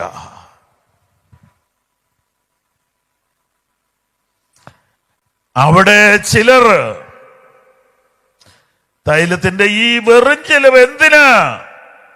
ഇത് 300-ലധികം വെള്ളിക്കാശിന് വിറ്റ് ദരിദ്രർക്ക് കൊടുക്കാൻ കഴിയുമായിരുന്നല്ലോ എന്ന് ഉള്ളിൽ നീരസപ്പെട്ടു. ഹോ,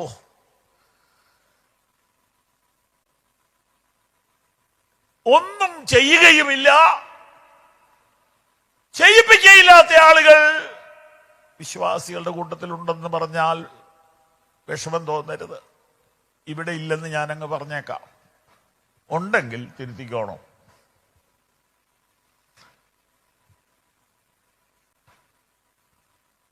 ഒരു ചെറുപ്പക്കാരൻ ഉറക്കെ ഹല്ലേലൂയ പറയും. അവന് ആലയത്തിന്റെ പുറകുവശത്തോട്ട് ചെന്നപ്പോൾ അവിടെ ഇരിക്കുന്ന 50 വയസ്സ് കഴിഞ്ഞ ഒരു മൂപ്പൻ, ഒത്തിരി പ്രായമൊന്നുമില്ല, അവിടെ എന്നാ വലിയ ഒച്ച കേട്ടെ എന്നാ ചെറുക്കനോട് ചോദിക്കുക. അതോടുകൂടി അവന്റെ ഹല്ലേലൂയ നിന്നുപോയി.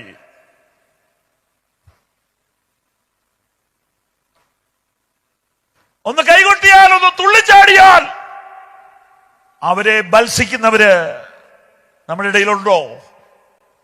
ഉണ്ടോ? ഉണ്ടാകരുത്. അവരെ എൻകറേജ് ചെയ്യണം. എന്തിനാ ഈ ശബ്ദം? ശബരിമലയ്ക്ക് പോകുന്നവരുടെ ശബ്ദം കേട്ടിട്ടുണ്ടോ? മുദ്രാവാക്യം വിളിക്കുന്നവരുടെ ശബ്ദം കേട്ടിട്ടുണ്ടോ? ഹല്ലേലൂയ പറയുന്നവരുടെ ശബ്ദം കേട്ടിട്ടുണ്ടോ? പറ്റുമെങ്കിൽ മുഴു ശബ്ദത്തിൽ ഒരിക്കൽ കൂടെ ഹല്ലേലൂയ പറഞ്ഞാട്ടെ. ഇന്ന് രാത്രി കർത്താവ് പറയണം, അവൻ അവന്റെ ശബ്ദം മുഴുവനും എനിക്ക് വേണ്ടി തന്നിട്ടുണ്ട്. ഞാൻ എന്നെ കുറിച്ച് പറയുമ്പോൾ പിണങ്ങരുത്. ഞാൻ ആദ്യം പറഞ്ഞ വാചകങ്ങൾ ആർക്കെങ്കിലും വിഷമം വന്നെങ്കിൽ ഞാൻ ക്ഷമ ചോദിക്കുന്നു. പിതൃതുല്യൻ എന്ന് ചിലർ പറയുന്നത് അങ്ങനെ ഒന്ന് ചിന്തിച്ചോണ്ടല്ല, സ്നേഹം കൊണ്ട് പറയുന്നതായിരിക്കും. ഞാൻ എൻ്റെ കാര്യം പറഞ്ഞത് അതുപോലും ഭൂമിയിൽ ആരെ കുറിച്ച് പറയാൻ മേലെ ഞാൻ പറഞ്ഞതിന്റെ അർത്ഥം തെറ്റിദ്ധരിക്കരുത്. Praise the Lord. Praise the Lord.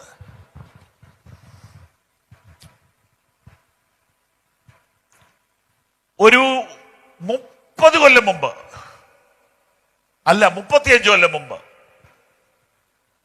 എന്റെ ഒരു സഹപാഠി എന്നോട് പറഞ്ഞു, ഇത്രയും ഒച്ചയെടുക്കരുത്. ഞാൻ ചോദിച്ചാ എന്താ? നമുക്ക് നാളെയും പ്രസംഗിക്കേണ്ടതാ. നമ്മുടെ തൊണ്ട പോയാൽ നമ്മുടെ ജീവിതം പോയി. എന്നോട് പറഞ്ഞതാ. ഞാനൊന്ന് ഞെട്ടി. അവൻ പറഞ്ഞതാണോ ശരി, ഞാൻ ചിന്തിക്കുന്നതാണോ ശരി? ഞാൻ എങ്ങനെ ഇന്ന് വരെ ചെയ്തുകൊണ്ടിരിക്കുന്നതെന്നറിയോ? നാളെ ഒരു യോഗം ഇല്ല, നാളെ ഒരു അവസരം ഉണ്ടേലല്ലേ ഉള്ളൂ. കാലെ കുത്തി നിന്നിട്ട് വേണ്ടേ ഒച്ച വെക്കാൻ? ജീവൻ ഉണ്ടേലല്ലേ പറ്റുള്ളൂ. ഈ ഒരൊറ്റ പ്രസംഗമേ ഉള്ളെങ്കിൽ അതെന്റെ ദൈവത്തിന് പ്രസാദമായിരിക്കണം. ഹല്ലേലൂയ. ഇനി ഞാൻ പറയുമ്പോ സങ്കടത്തോടെ പറയുക, എന്നെ ഉപദേശിച്ച ആള് എന്നേ പ്രസംഗം നിർത്തി. ഒരു പണിയില്ല ഇപ്പൊ. ഞാനൊന്നും ബാക്കി വെച്ചില്ല. ഞാൻ ആരാധിക്കാൻ അവസരം കിട്ടിയാൽ മുഴുശക്തിയോടെ ആരാധിക്കും. ഹല്ലേലൂയ. പ്രസംഗിക്കുകയാണെങ്കിൽ DL മൂഡി പറയുന്നത് ഇങ്ങനെയാണ്: ഞാൻ പ്രസംഗിക്കുന്ന യേശു ഇന്നലെ മരിച്ചു, ഇന്ന് ഉയർത്തു, നാളെ മടങ്ങി വരും. ഇത് പതുക്കെ പറയാവുന്ന കാര്യമല്ല. ടേക്ക് ഇറ്റ് ഈസി അല്ലിത്, ടേക്ക് ഇറ്റ് സീരിയസ്ലി. അതാണ് ഇത്. Glory glory glory. ഒന്ന് കരങ്ങളടിച്ച് അല്പനേരം ഒന്ന് ആത്മാവിൽ ദൈവത്തെ സ്തുതിച്ചേ.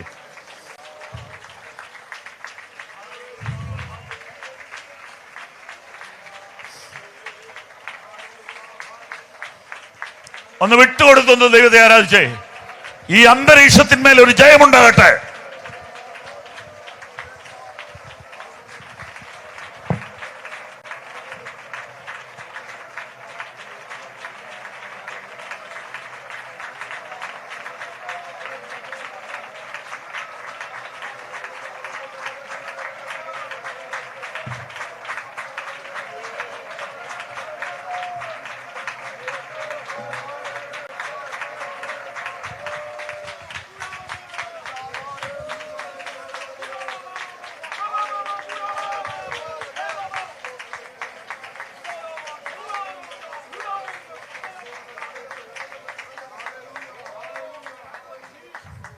കർത്താവ് അത് കേട്ടുകൊണ്ടിരുന്നു.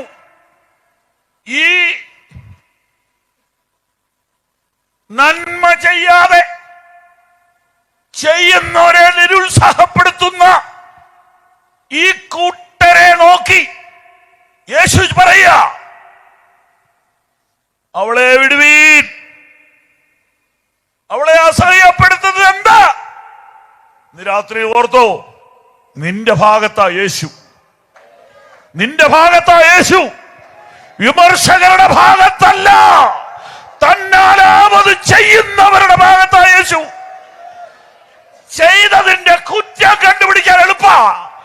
ചെയ്യാത്തവർക്ക് കുറ്റമില്ലല്ലോ, ചെയ്തവർക്കല്ലേ കുറ്റമുള്ളൂ.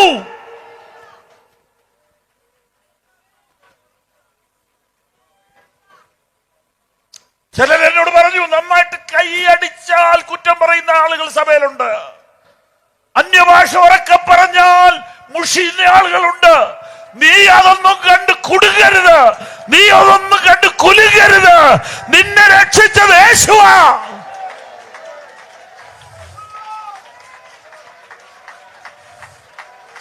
ഇന്ന് രാത്രി ആ കെട്ട് ഞാൻ അഴിക്കുക.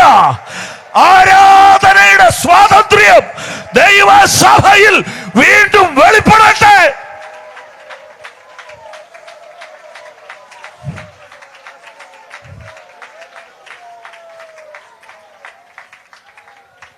Oh Jesus. യേശു ബത്സിച്ചു, ശാസിച്ചു. അവൾ എങ്കിൽ നല്ല പ്രവൃത്തിയല്ലയോ ചെയ്തത്? ദരിദ്രം നിങ്ങൾക്കെല്ലാം ഇപ്പോഴും ഉണ്ടല്ലോ. ഇച്ഛിക്കുമ്പോൾ അവർക്ക് നന്മ ചെയ്യാൻ നിങ്ങൾക്ക് കഴിയും. ഞാനോ എല്ലായ്പ്പോഴും നിങ്ങളോടുകൂടെ ഇരിക്കുന്നില്ല. അവൾ തന്നാലാവത് ചെയ്തു.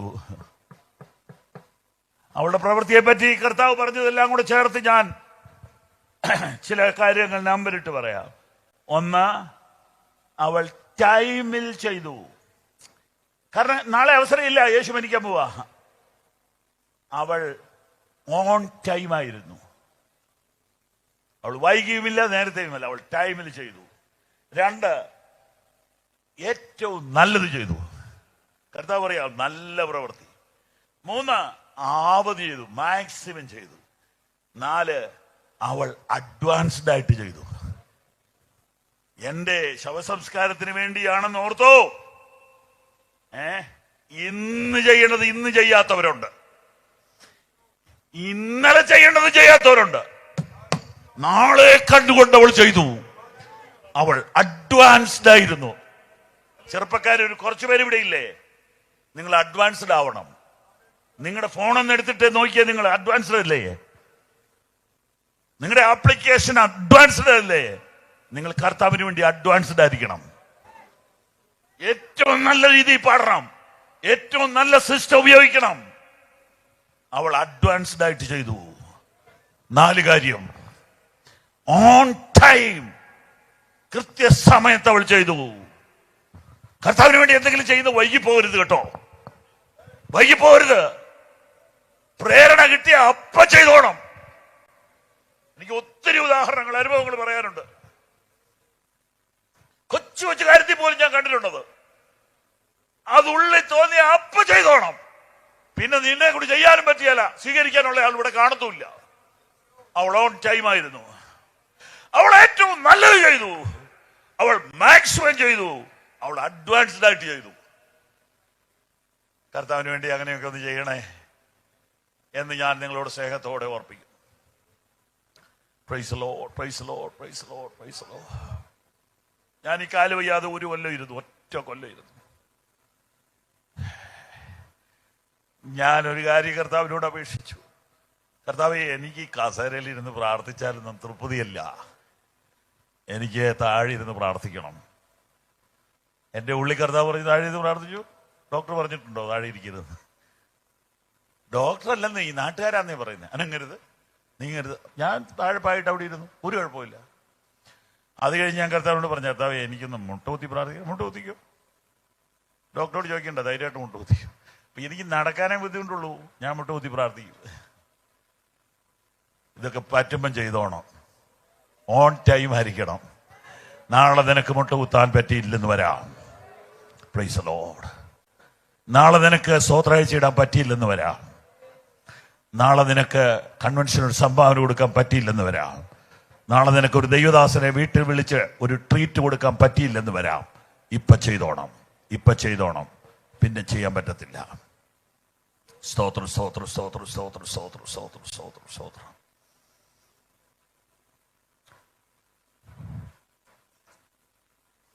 അവൾ കൊടുത്തത് 300 രൂപയുടെയാണ്. 300 രൂപയുടെ രൂപയല്ല കേട്ടോ, രൂപയല്ല, ദർഹമാണ്, ദിനാറാണ്. അന്നത്തെ കണക്ക് വെച്ചെടുത്താൽ ഒരു വർഷത്തെ ഒരു പുരുഷന്റെ കൂലി അത്. ഒരു മനുഷ്യൻ ഒരു ദിവസത്തേക്ക് 1 വെള്ളിക്കാശ കൂലി. 300 വെള്ളിക്കാശ് കൂട്ടിക്കോ. ആ, ഒരു ദിവസം 1000 രൂപയായിട്ട് കൂട്ടി. ഇന്നത്തെ പുരുഷന്മാരുടെ ശമ്പളം അത്രയുണ്ട്. 300 ഗുണം 1000, അത്രയും രൂപയുടെ പെർഫ്യൂമാണ് അവിടെ പൊട്ടിച്ചത്.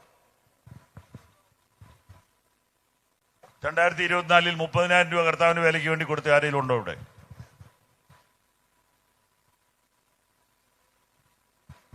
ഓ, ഇവിടെ ഇപ്പൊ കൊടുത്തില്ലെങ്കിലും കുഴപ്പമില്ലല്ലോ. Price the Lord. ഇവിടെ കുഴപ്പമില്ല, പക്ഷെ കുഴപ്പമുള്ള സ്ഥലമുണ്ട്, ഞാൻ പറഞ്ഞുതരാം. സ്തോത്രം. അവൾ തന്നാൽ ആവത് ചെയ്തു. ഞാൻ ഇന്നത്തെ നമ്മുടെ സമയം തീരുന്നതിന് മുമ്പ് ഞാൻ ചിലരെയും കൂടെ ചൂണ്ടിക്കാണിക്കാം.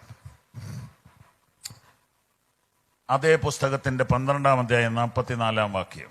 മാക്സിമം ചെയ്ത മറ്റൊരാള്.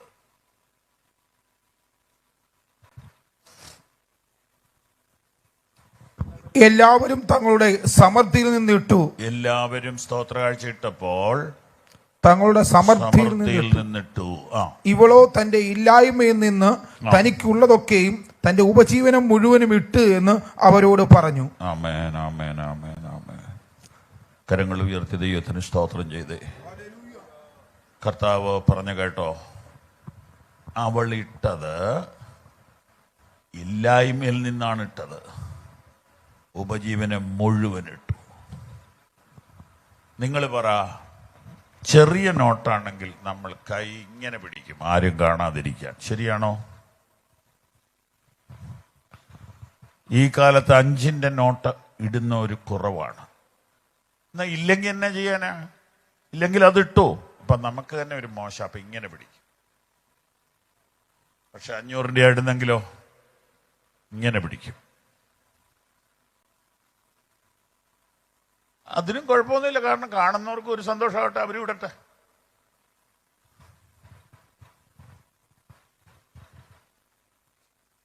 ദാരിദ്ര്യം ഒരു ശാപമാട്ടോ. ദാരിദ്ര്യം ഒരു ഭയങ്കര കഷ്ടകാലമാണ്. ഒന്ന് മനസ്സ് തുറന്ന് സ്വത്രാഴ്ച ഇടാൻ പറ്റാത്ത എത്ര പേരുണ്ടെന്നറിയോ? അവർക്ക് അതിൽ നിന്ന് മോചനം കിട്ടാൻ ഞാൻ പ്രാർത്ഥിക്കുന്നു. ഞാൻ ഇന്ന് രാത്രി പ്രാർത്ഥിക്കാം. ഞാൻ ഈ കഴിഞ്ഞ കൊല്ലം തൊട്ട് സഭയെ പ്രാർത്ഥിക്കാൻ തുടങ്ങി, എല്ലാ വിശ്വാസികൾക്കും സമൃദ്ധി ഉണ്ടാകാൻ.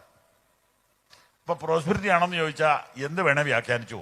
ദൈവമക്കളുടെ കയ്യിൽ പണം ഉണ്ടായില്ലെങ്കിൽ അവരുടെ മുഖം വാടിപ്പോവും.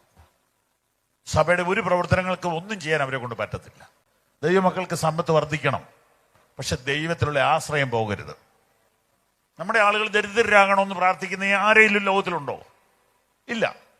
സമ്പന്നരാകാൻ ഞാൻ പ്രാർത്ഥിക്കുന്നു, ആത്മീയത്തിലും ഭൗതികത്തിലും. ഇവിടെ ഒരു മാതാവ് നോക്കിയേ, ഒന്നവൾ വിധവയാണ്, രണ്ടവൾക്ക് വരുമാനമില്ല, 3 ഉള്ളത് മുഴുവൻ ഇട്ടു. ഇപ്പൊ കർത്താവ് എവിടെ നോക്കിയെന്ന് നിങ്ങൾക്ക് ഇവിടെ കിട്ടിയോ? പേഴ്സിലേക്ക് നോക്കി, വാനിറ്റി ബാഗിലേക്ക് നോക്കി, പോക്കറ്റിലേക്ക് നോക്കി. പാത്രത്തിൽ വീണതേ നമ്മൾ കാണത്തുള്ളൂ, പേഴ്സിലിരിക്കുന്നത് ദൈവം കാണും. കർത്താവ് അവിടെ ഇരുന്നുകൊണ്ട് പറയുക, അവൾക്കിനിയും 0 ബാലൻസ് ആണ്. അപ്പോൾ അതിന്റെ അർത്ഥം അവൾ ദൈവത്തിൽ വിശ്വസിക്കുന്നുവെന്ന. നിന്നെ നോക്കിയിട്ട് കർത്താവ് പറയട്ടെ, അവൻ ആവത് ചെയ്തു. ഞാൻ ഇത്രയും ദൂരം വന്നതുകൊണ്ട് നിങ്ങളോട് പ്രബോധിപ്പിക്കുകയാണ്. എത്ര രൂപ കർത്താവിൻ്റെ വേലയ്ക്ക് വേണ്ടി 2024 കൊടുത്തു? കൈപൊക്കണ്ട. 1 ലക്ഷം കൊടുത്തവർ എത്ര പേരുണ്ട്? അതിന് മുകളിലുള്ളത് വേണ്ട, ചിന്തിക്കണ്ട. 1/2 ലക്ഷം കൊടുത്ത എത്ര പേരുണ്ട്? എൻ്റെ സമീപത്തുള്ള ഒരു ഇൻഡിപെൻഡന്റ് ചർച്ചിൽ പോകുന്ന ഒരു സഹോദരൻ വചനപ്രഭാതം കേൾക്കുമ്പോഴെല്ലാം 10 രൂപ 20 രൂപ കൊണ്ടുവന്നൊരു കുടുക്കലിടും. പോരാത്തവും കൂടെ ഇട്ട് 10,000 രൂപ 2024 ഡിസംബർ 30 വീട്ടിൽ കൊണ്ടുവന്നു. ഇത് വചനപ്രഭാതത്തിന്റെ ഷൂട്ടിങ്ങിന് വേണ്ടി പൗരുഷന് കൊടുത്തേക്കാൻ പറഞ്ഞു. ഒരു സാധാരണ ലേബറാണ്, 10,000 റുപ്പീസ്. മക്കളോട് പറഞ്ഞു കിട്ടുന്ന പോക്കറ്റ് മണി മാറ്റിവെക്കാൻ പറഞ്ഞു. 2 ആൺകുട്ടികൾ അവരുടെ പോക്കറ്റ് മണി കൊണ്ടുവന്നു. മൂത്തവൻ്റെത് 5,000, ഇളയവൻ്റെത് 6,000. ഒരു സാധാരണപ്പെട്ടവന്റെ വീട്ടിൽ നിന്ന് ഈ വർഷം എത്ര രൂപ വേലയ്ക്ക് കൊടുത്തു? Price the Lord. ഇതിന് കണക്കുണ്ട്. കർത്താവ് നോക്കിയിട്ട് പറഞ്ഞു, അവൾ തനിക്കുള്ളത് മുഴുവനും വിട്ടു. പ്രിയപ്പെട്ടവരെ, ദൈവദാസന്മാർക്ക് വേണ്ടിയല്ല ഇത് പറയുന്നത്. ഭാരതത്തിന്റെ സുവിശേഷ വേല വളരെ വലുതാണ്. ഭാരതത്തിന്റെ സുവിശേഷ വേല വളരെ വലുതാണ്. തിരുവല്ലയിൽ നിന്നൊരു ആന്റി എന്നെ വിളിച്ചു. പാസ്റ്റർ എപ്പോഴും നോർത്ത് ഇന്ത്യയുടെ കാര്യം പറയുമല്ലോ. ഞാനൊരു ചെറിയ പൊതി മാറ്റി വെച്ചിട്ടുണ്ട്, അതൊന്ന് വന്ന് കളക്ട് ചെയ്യാവോ? ഞാനത് കളക്ട് ചെയ്തു. ആ ചെറിയ പൊതി എത്രയായിരുന്നു അറിയാവോ? 1 ലക്ഷം രൂപ. ഞാനത് തക്ക സ്ഥലത്ത് ഏൽപ്പിച്ചിട്ട് ബില്ല് മേടിച്ചു കൊടുത്തു. ഈ ഒരു വർഷം നീ എന്ത് ചെയ്തു എന്ന കണക്കെടുക്കണം. ദൈവം നന്മ ചെയ്തു എന്നെല്ലാവർക്കും അറിയാം. പക്ഷേ കർത്താവ് നിന്നെ നോക്കിയിട്ട് പറയണം, തനിക്ക് അവൾക്കുള്ളതിൽ നിന്ന്, അവനുള്ളതിൽ നിന്ന് അവൻ മാക്സിമം കൊടുത്തു. ഒരു സ്കാനിങ്ങിന് 16,000 രൂപ. ഒരു ചെറിയ സർജറി വന്നാൽ 1 ലക്ഷം രൂപ. എൻ്റെ ഒരു സുഹൃത്ത്, ഒരു ശുശ്രൂഷകന്റെ തോള് ഒന്ന് ചെറുതായിട്ട് തെന്നിയതാ. അതങ്ങ് നിസ്സാരമാണെന്ന് വിചാരിച്ചു. 1 ആഴ്ച 2 ആഴ്ച 3 ആഴ്ച കഴിഞ്ഞു. വേദന സഹിക്കാൻ മേലുണ്ടായി. 4 ഹോസ്പിറ്റലിൽ പോയിട്ട് ഇപ്പൊ കോയമ്പത്തൂർ സർജറി കഴിഞ്ഞ് കിടക്കുക. അത് ലക്ഷങ്ങളിലേ പോകത്തുള്ളൂ, ലക്ഷത്തിന് താഴെ നിൽക്കത്തില്ല. ഇതാണ് ഈ ഭൂമിയിലെ നമ്മുടെ ചെലവ്. ദൈവരാജ്യത്തിന് വേണ്ടി ഇൻവെസ്റ്റ് ചെയ്തിട്ടുണ്ടോ? കർത്താവ് നോക്കിയിട്ട് പറയുകയാണ്, അവൾ തന്നാൽ ആവത് ചെയ്തു, അവൾ തനിക്കുള്ളത് മുഴുവൻ ചെയ്തു. ഞാൻ 3-മതൊരാളെ കാണിക്കാം. സ്തോത്രം സ്തോത്രം സ്തോത്രം സ്തോത്രം സ്തോത്രം. ലൂക്കോസ് 1-ാം അധ്യായം.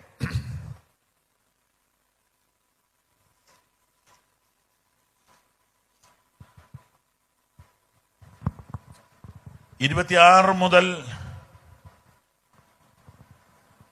6-ാം മാസത്തിൽ ദൈവം ഗബ്രിയേൽ ദൂതനെ നസ്രയത്ത് എന്ന ഗലീല പട്ടണത്തിൽ ദാവീദ് ഗൃഹത്തിലുള്ള യോസേഫ് എന്ന പുരുഷന് വിവാഹം നിശ്ചയിച്ചിരുന്ന കന്യകയുടെ അടുക്കൽ അയച്ചു.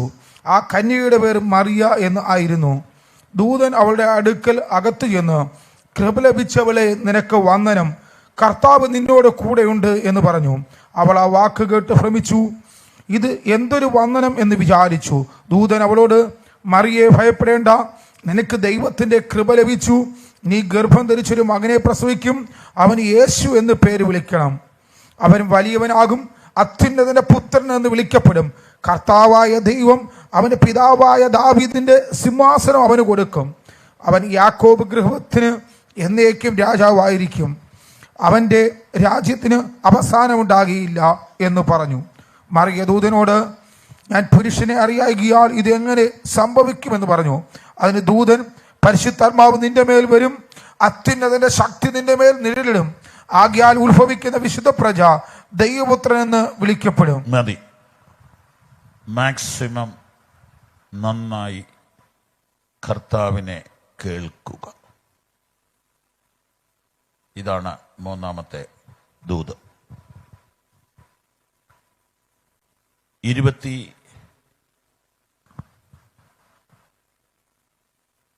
വാക്യം മുതൽ ദൂതൻ സംസാരിക്കുകയാണ്. അവൾ ഇടയ്ക്ക് കയറി ഒന്നും ചോദിക്കാതെ 100% ലോജിക്ക് അല്ലാത്ത കാര്യം, നടക്കാൻ പാടില്ലാത്ത കാര്യം, നടക്കാത്ത കാര്യം, ലോകത്തിൽ ഒരിടത്തും നടന്നിട്ടില്ലാത്ത കാര്യം ഒരു യൗവനക്കാരിയോട് ഒരു ദൂതൻ ഇങ്ങനെ പറയുക. അവൾ നന്നായിട്ട് കേട്ടത് കൊണ്ടാണ് അവൾ നന്നായിട്ടൊരു സംശയം ചോദിച്ചത്. അവൾ ചോദിച്ചെന്താണെന്നറിയാമോ? ഇതെങ്ങനെ സംഭവിക്കും? ഇത് സംഭവിക്കാൻ സാധ്യമല്ല. കാരണം ഞാൻ വിവാഹിതയല്ല.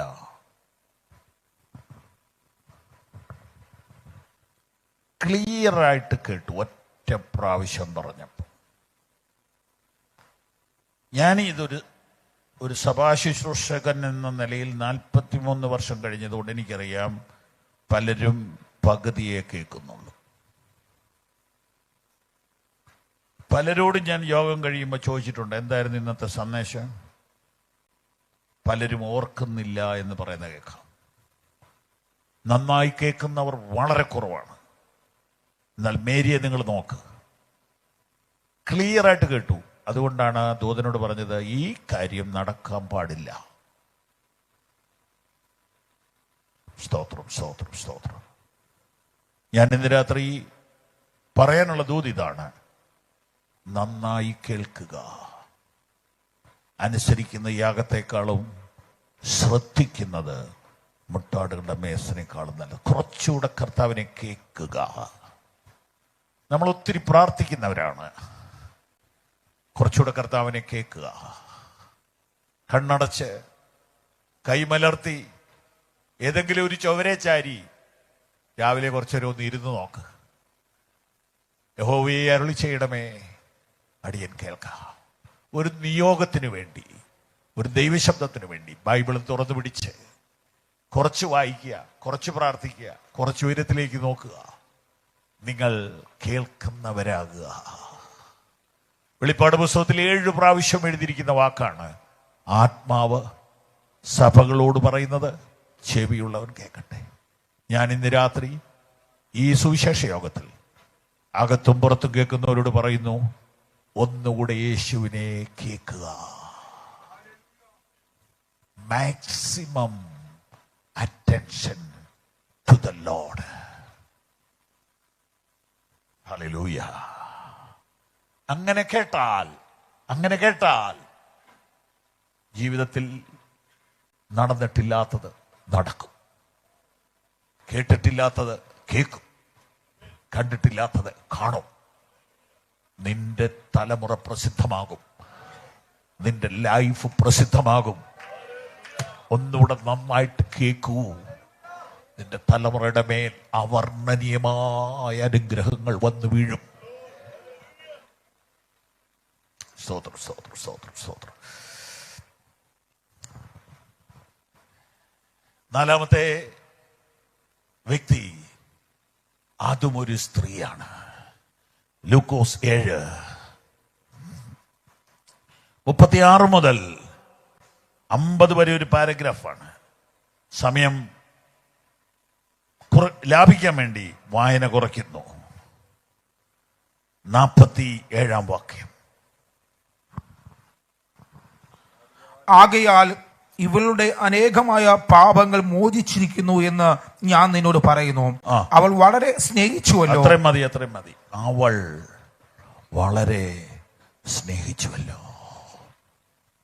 ഇന്ന് രാത്രി യേശു എന്നെ നോക്കി, താങ്കളെ നോക്കി ഇങ്ങനെ പറയുമോ? അവൻ എന്നെ ഒത്തിരി സ്നേഹിച്ചു, അവൾ എന്നെ. ഒരു റിയലായിട്ടൊന്ന് എടുക്കാമോ? ഒരു പ്രസംഗമായിട്ടല്ല, നിങ്ങളുടെ അടുക്ക വന്നിരുന്ന ഒരു സ്നേഹിതനെ പോലെ ചോദിക്കുക. അങ്ങനെയൊന്ന് എടുത്ത് നോക്കി. കർത്താവ് എന്നെ നോക്കിയിട്ട് പറയുക, അവൻ ഒത്തിരി എന്നെ സ്നേഹിച്ചു. ഹല്ലേലൂയ. സ്നേഹിച്ചാൽ സ്നേഹിച്ചാൽ സ്നേഹിച്ചാൽ വചനമനുസരിക്കും. വാക്യങ്ങൾ അറിയാലോ. യോഹന്നാൻ 14 അധ്യായത്തിൽ 4 പ്രാവശ്യം പറഞ്ഞിട്ടുണ്ട്, എന്നെ സ്നേഹിക്കുന്നവൻ എന്റെ വചനം പ്രമാണിക്കും. സ്തോത്രം, സ്തോത്രം, സ്തോത്രം, സ്തോത്രം, സ്തോത്രം, സ്തോത്രം, സ്തോത്രം. എന്നെ സ്നേഹിക്കുന്നവർക്ക് ഞാൻ എന്നെ തന്നെ വെളിപ്പെടുത്തി കൊടുക്കും. ദൈവം തന്നെ സ്നേഹിക്കുന്നവർക്ക് വേണ്ടി ഒരുക്കിയിട്ടുള്ളത് ഒരു കണ്ണ് കണ്ടിട്ടില്ല, ഒരു ചെവി കേട്ടിട്ടില്ല, ഒരു മനുഷ്യന്റെ ഹൃദയത്തിൽ തോന്നിയിട്ടില്ല. ഓ, യുണീക്ക്. ആർക്ക് വേണ്ടിയാണെന്നറിയോ? സ്നേഹിക്കുന്നവർക്ക് വേണ്ടിയാ. നമ്മളത് സ്നാനപ്പെട്ടവർക്ക് വേണ്ടിയെന്ന് ആക്കരുത് പ്ലീസ്.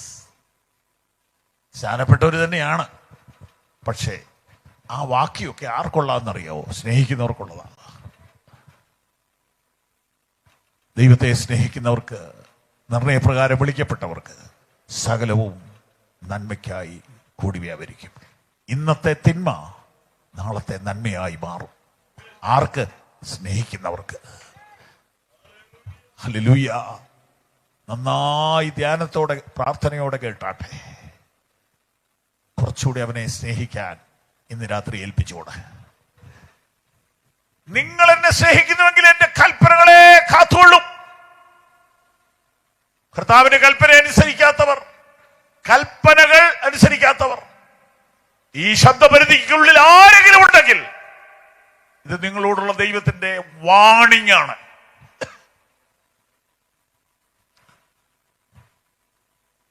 അവൾ വളരെ സ്നേഹിച്ചുവല്ലോ. എന്താണ് ഒറീസയിൽ കഴിഞ്ഞ ആഴ്ച നടന്നത്? ഞാനൊരു മൈക്കിൽ കൂടി അത് പറയാൻ ലജ്ജിക്കുന്നു. ഒരു യൗവനക്കാരനായ സുവിശേഷകന്റെ കഴുത്തേൽ ചെരുപ്പ് മാലയിട്ടിട്ട് അവനെ എന്തോ വൃത്തികെട്ട സാധനം വായിലേക്ക് തള്ളിക്കയറ്റുന്നത് നിങ്ങൾ വീഡിയോയിൽ കണ്ടോ? മനോരമ ഒരു ചെറിയ കോളത്തിൽ റിപ്പോർട്ട് ചെയ്തിട്ടുണ്ട്. ഇങ്ങനെയുള്ളവരുടെ ഇടയിൽ അവർക്ക് വേണ്ടി അഡ്വക്കേറ്റ് ഹെൽപ്പ് കൊടുക്കുന്ന, ലീഗൽ ഹെൽപ്പ് കൊടുക്കുന്ന ഒരു സംഘടനയുണ്ട്. ADF എന്നാണ് അതിന്റെ പേര്. അതിന്റെ കേരളത്തിലെ ചുമതല വഹിക്കുന്ന സഹോദരൻ എന്നെ വിളിച്ചു, പാസ്റ്ററെ, സ്ഥിതി വളരെ മോശമാണ്. 250 കേസ് ഇപ്പൊ കൈകാര്യം ചെയ്തുകൊണ്ടിരിക്കുകയാണ്. ഞാൻ അദ്ദേഹത്തെ ചർച്ചിലേക്ക് വിളിച്ചിരിക്കുക. കാര്യങ്ങൾ ജനങ്ങൾ അറിഞ്ഞാലല്ലേ പ്രാർത്ഥിക്കാൻ പറ്റുള്ളൂ.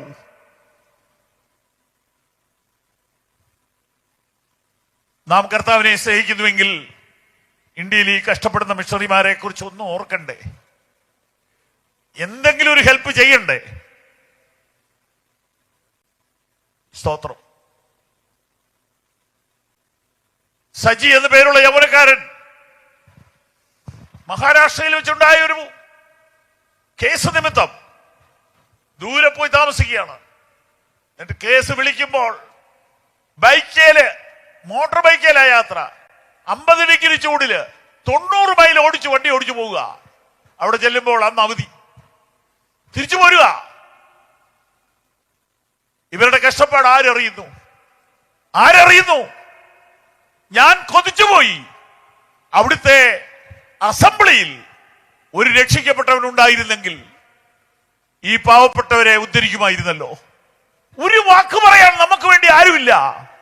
കേരളത്തിലെ ആളുകൾക്ക് വല്ലതും മനസ്സിലാകുമോ പറഞ്ഞ?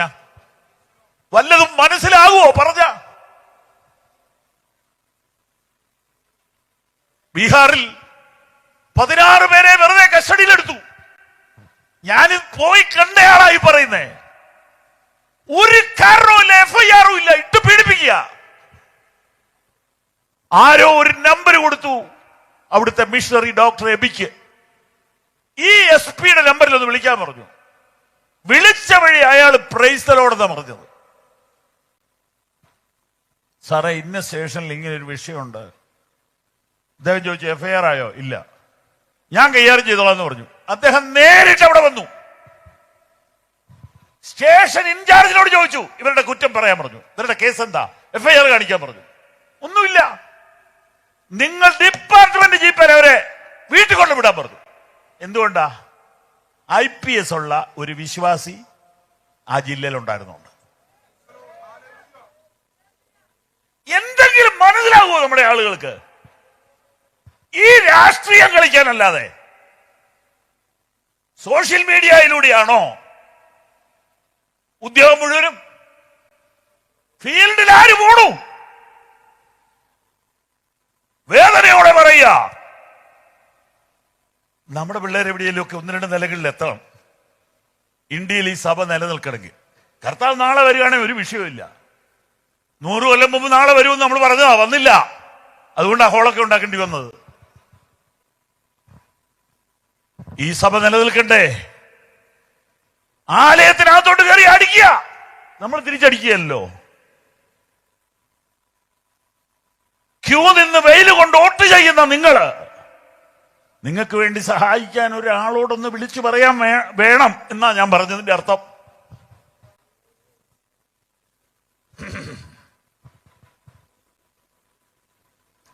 കൊറിയൻ പാർലമെന്റിൽ എന്റെ അറിവ് ശരിയാണെങ്കിൽ 20-ലധികം വിശ്വാസികളുണ്ട്. പാസ്റ്റർ പോൾ യോങ്ങിച്ചോയെ വിളിച്ച് പ്രാർത്ഥിപ്പിക്കുമായിരുന്നു അവിടുത്തെ പ്രസിഡന്റ്. എന്തേ ഇതൊന്നും ഇന്ത്യ നടക്കത്തില്ലേ?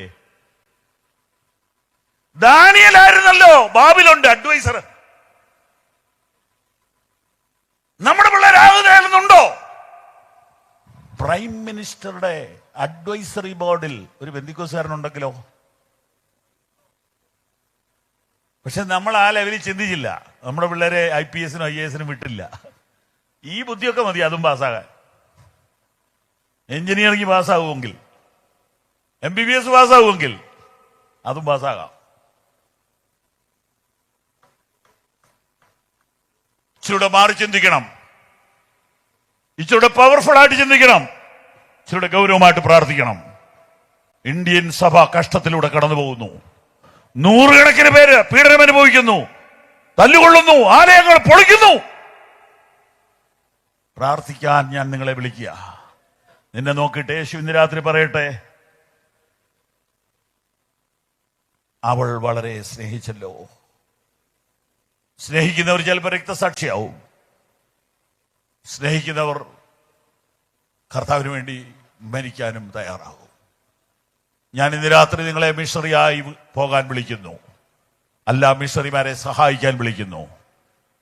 ഞാൻ ഈ ഫെബ്രുവരിയിൽ കൽക്കട്ടയിൽ അവിടുത്തെ മിഷണറിമാരെ ഒന്ന് കാണാൻ പോവുക. ഞങ്ങൾ 2-3 പേര് കൂടി. അവിടെ ഇപ്പൊ വലിയ കുഴപ്പമില്ല. എന്നാൽ മറ്റ് സംസ്ഥാനങ്ങളിൽ ചെന്നാൽ ബുദ്ധിമുട്ടായതുകൊണ്ട് വെച്ച മീറ്റിംഗ് ക്യാൻസൽ ചെയ്തു പോയില്ല. കാരണം നമ്മുടെ രൂപം കാണുമ്പോഴേ അറിയാം പെശകാന്ന്. ഞാൻ എൻ്റെ വാക്കുകൾക്ക് വിരാമം ഇടുന്നു. യോഹന്നാന്റെ സുവിശേഷം 2-ാം അധ്യായം 7-ാം വാക്യം കൂടെ വായിക്കാം.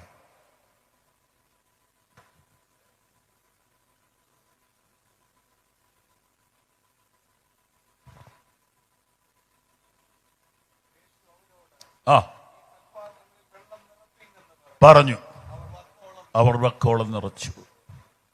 പൂർണ്ണ അനുസരണം, മാക്സിമം അനുസരണം. ഇച്ചിരൂടെ കർത്താവിനെ അനുസരിക്കാവോ? ഇച്ചിരൂടെ കർത്താവിനെ അനുസരിക്കാവോ? ഇനിയും ഞാൻ മനുഷ്യരെ പ്രസാദിപ്പിക്കുന്നുവെങ്കിൽ ക്രിസ്തുവിന്റെ ദാസനായിരിക്കുകയില്ല. നമുക്കൊന്നുകൂടെ കർത്താവിനെ അനുസരിക്കാം. ഞാൻ ഇന്ന് ഈ പ്രസംഗം അവസാനിപ്പിക്കുമ്പോൾ ചോദിക്കുന്നു, നിങ്ങൾ കർത്താവിനെ പൂർണ്ണമായി അനുസരിച്ചിട്ടുണ്ടോ? അനുസരിക്കാൻ എന്തെങ്കിലും ബാക്കിയുണ്ടെങ്കിൽ ഇന്ന് അനുസരിക്കണം. സ്തോത്രം, സ്തോത്രം, സ്തോത്രം, സ്തോത്രം, സ്തോത്രം, സ്തോത്രം, സ്തോത്രം. ലിസി ഹോസ്പിറ്റലിൽ കിടന്നുകൊണ്ടൊരു മനുഷ്യൻ എന്നെ വിളിച്ചു. ഇവിടം വരെ ഒന്ന് വന്ന് പ്രാർത്ഥിക്കാവോ എന്ന് ചോദിച്ചു. ഞാൻ ചെന്നു. അന്ന് പോകാൻ പറ്റിയില്ല, പിറ്റേ ദിവസം പോയി. ഞാൻ ചെല്ലുമ്പോൾ ആ മനുഷ്യന്റെ ബെഡിന്റെ റൂമിന്റെ കഥകൾ എഴുതി വെച്ചിരിക്കുകയാണ്, സ്ട്രിക്റ്റ്ലി പ്രോഹിബിറ്റഡ്. ഞാൻ നിരാശനായി മടങ്ങിപ്പോരുകയാണ്. ഡ്യൂട്ടി നേഴ്സിനോട് ഒന്ന് ചോദിച്ചേക്കാമെന്ന് ഓർത്ത് ഞാൻ ചോദിച്ചു. എൻ്റെ പേര് ബാബു ചെറിയാൻ എന്നാണ്. ഇത്ര നമ്പർ റൂമിൽ കിടക്കുന്ന ആളോട് ഞാനിവിടെ വന്നു എന്നൊന്ന് പറയാമോ എന്ന് ചോദിച്ചു. പെട്ടെന്ന് ആ സ്ത്രീ പറയുക, നിങ്ങളെ കയറ്റി വിടണമെന്ന് പറഞ്ഞിട്ടുണ്ടെന്ന് പറഞ്ഞു. നിങ്ങൾക്ക് മനസ്സിലായോ? ഞാൻ കയറി ചെന്നപ്പോൾ ആ മനുഷ്യന്റെ കിടപ്പ് കണ്ട ഇന്നും എനിക്ക് പേടിയാവും. അതുപോലത്തെ അവസ്ഥയിലാണ് കിടന്നത്. നീരങ്ങ് വന്നിട്ട് ഒരു കട്ടിലെ കൊള്ളാതെ വണ്ണം ആള് ഇതായിപ്പോയി.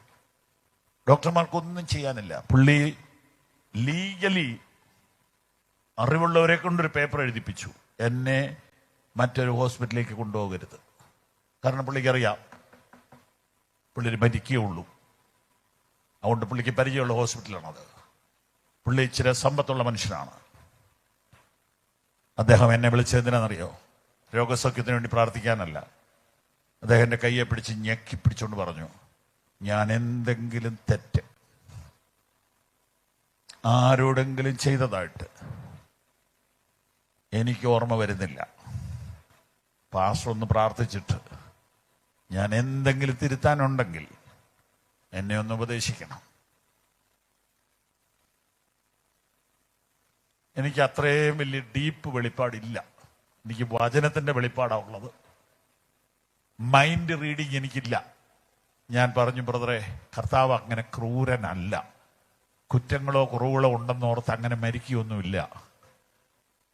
ബ്രദർ സമർപ്പിക്കും, ഞാൻ പ്രാർത്ഥിക്കാം. ഞാൻ ആ മനുഷ്യന്റെ കയ്യെ പിടിച്ച് കണ്ണുനീരോടെ പ്രാർത്ഥിച്ചു.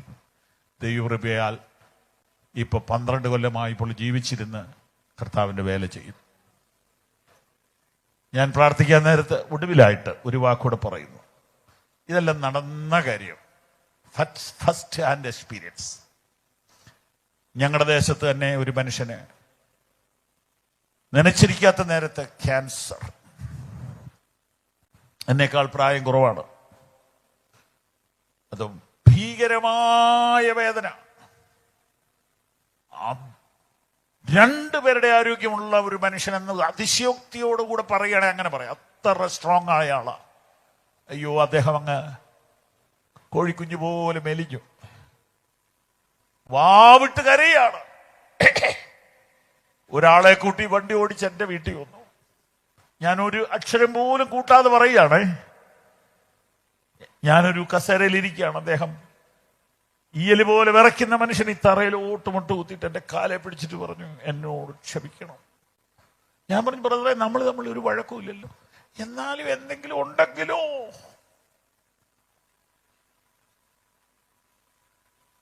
ഞാൻ പിന്നെ വീട്ടിൽ ചെന്നപ്പോൾ എന്നോടൊരു കാര്യം പറഞ്ഞു, പാസ്റ്റർ, ഈ അസുഖം വന്നില്ലായിരുന്നെങ്കിൽ ഞാൻ നരകത്തിൽ പോയേനെ.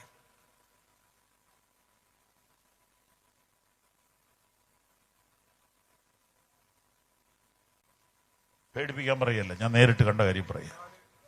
അപ്പൊ പുള്ളി ആരാന്നറിയോ? മികച്ച സുവിശേഷകനാ. 1 മാസം 10,000 ന്യൂ ടെസ്റ്റ്മെന്റ് വിതരണം ചെയ്യുന്നയാളാ.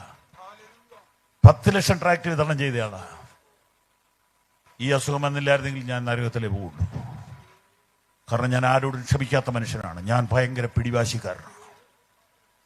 ഞാനിപ്പോ അനുദപിക്കുക, നമ്മൾ എവിടേക്കാ പോണേ, എന്തോ നേടാൻ പോണേ. ഇച്ചിരൂടെ അനുസരിക്കാവോ?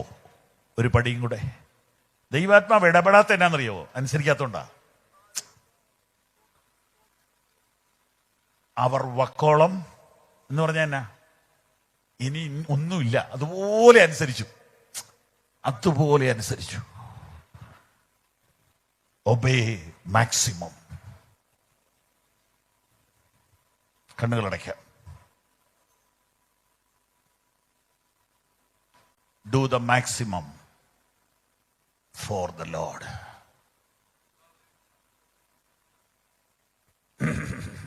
എന്തെങ്കിലും ചില തീരുമാനങ്ങൾ എടുക്കാനുണ്ടോ?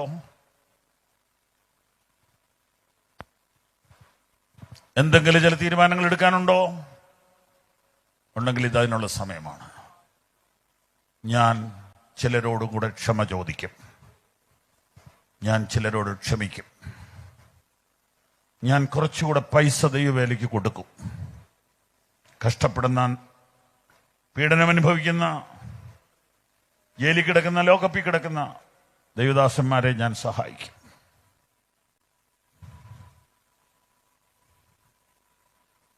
ഞാൻ കുറച്ചുകൂടെ കർത്താവിനെ സ്നേഹിക്കും. ഞാൻ കുറച്ചുകൂടെ കർത്താവിനെ കേൾക്കും. തീരുമാനം എടുക്കുന്നെങ്കിൽ എടുത്തോളൂ. കൈകൾ ഉയർത്താൻ സന്തോഷമുണ്ടെങ്കിൽ കൈകൾ ഉയർത്തി പിടിച്ചോളൂ. നിങ്ങളുടെ തീരുമാനം കർത്താവ കാണുന്ന ഞാൻ കാണുന്നില്ല, ഞാൻ കണ്ടിട്ട് കാര്യമില്ലല്ലോ. യേശു ക്രിസ്തുവിന്റെ നാമത്തിൽ ഞാൻ ഈ വചനം വെച്ച് പ്രാർത്ഥിക്കുന്നു. നിന്റെ മക്കളെ സഹായിക്കണമേ, അനുഗ്രഹിക്കണമേ, യേശുവിൻ നാമത്തിൽ തന്നെ.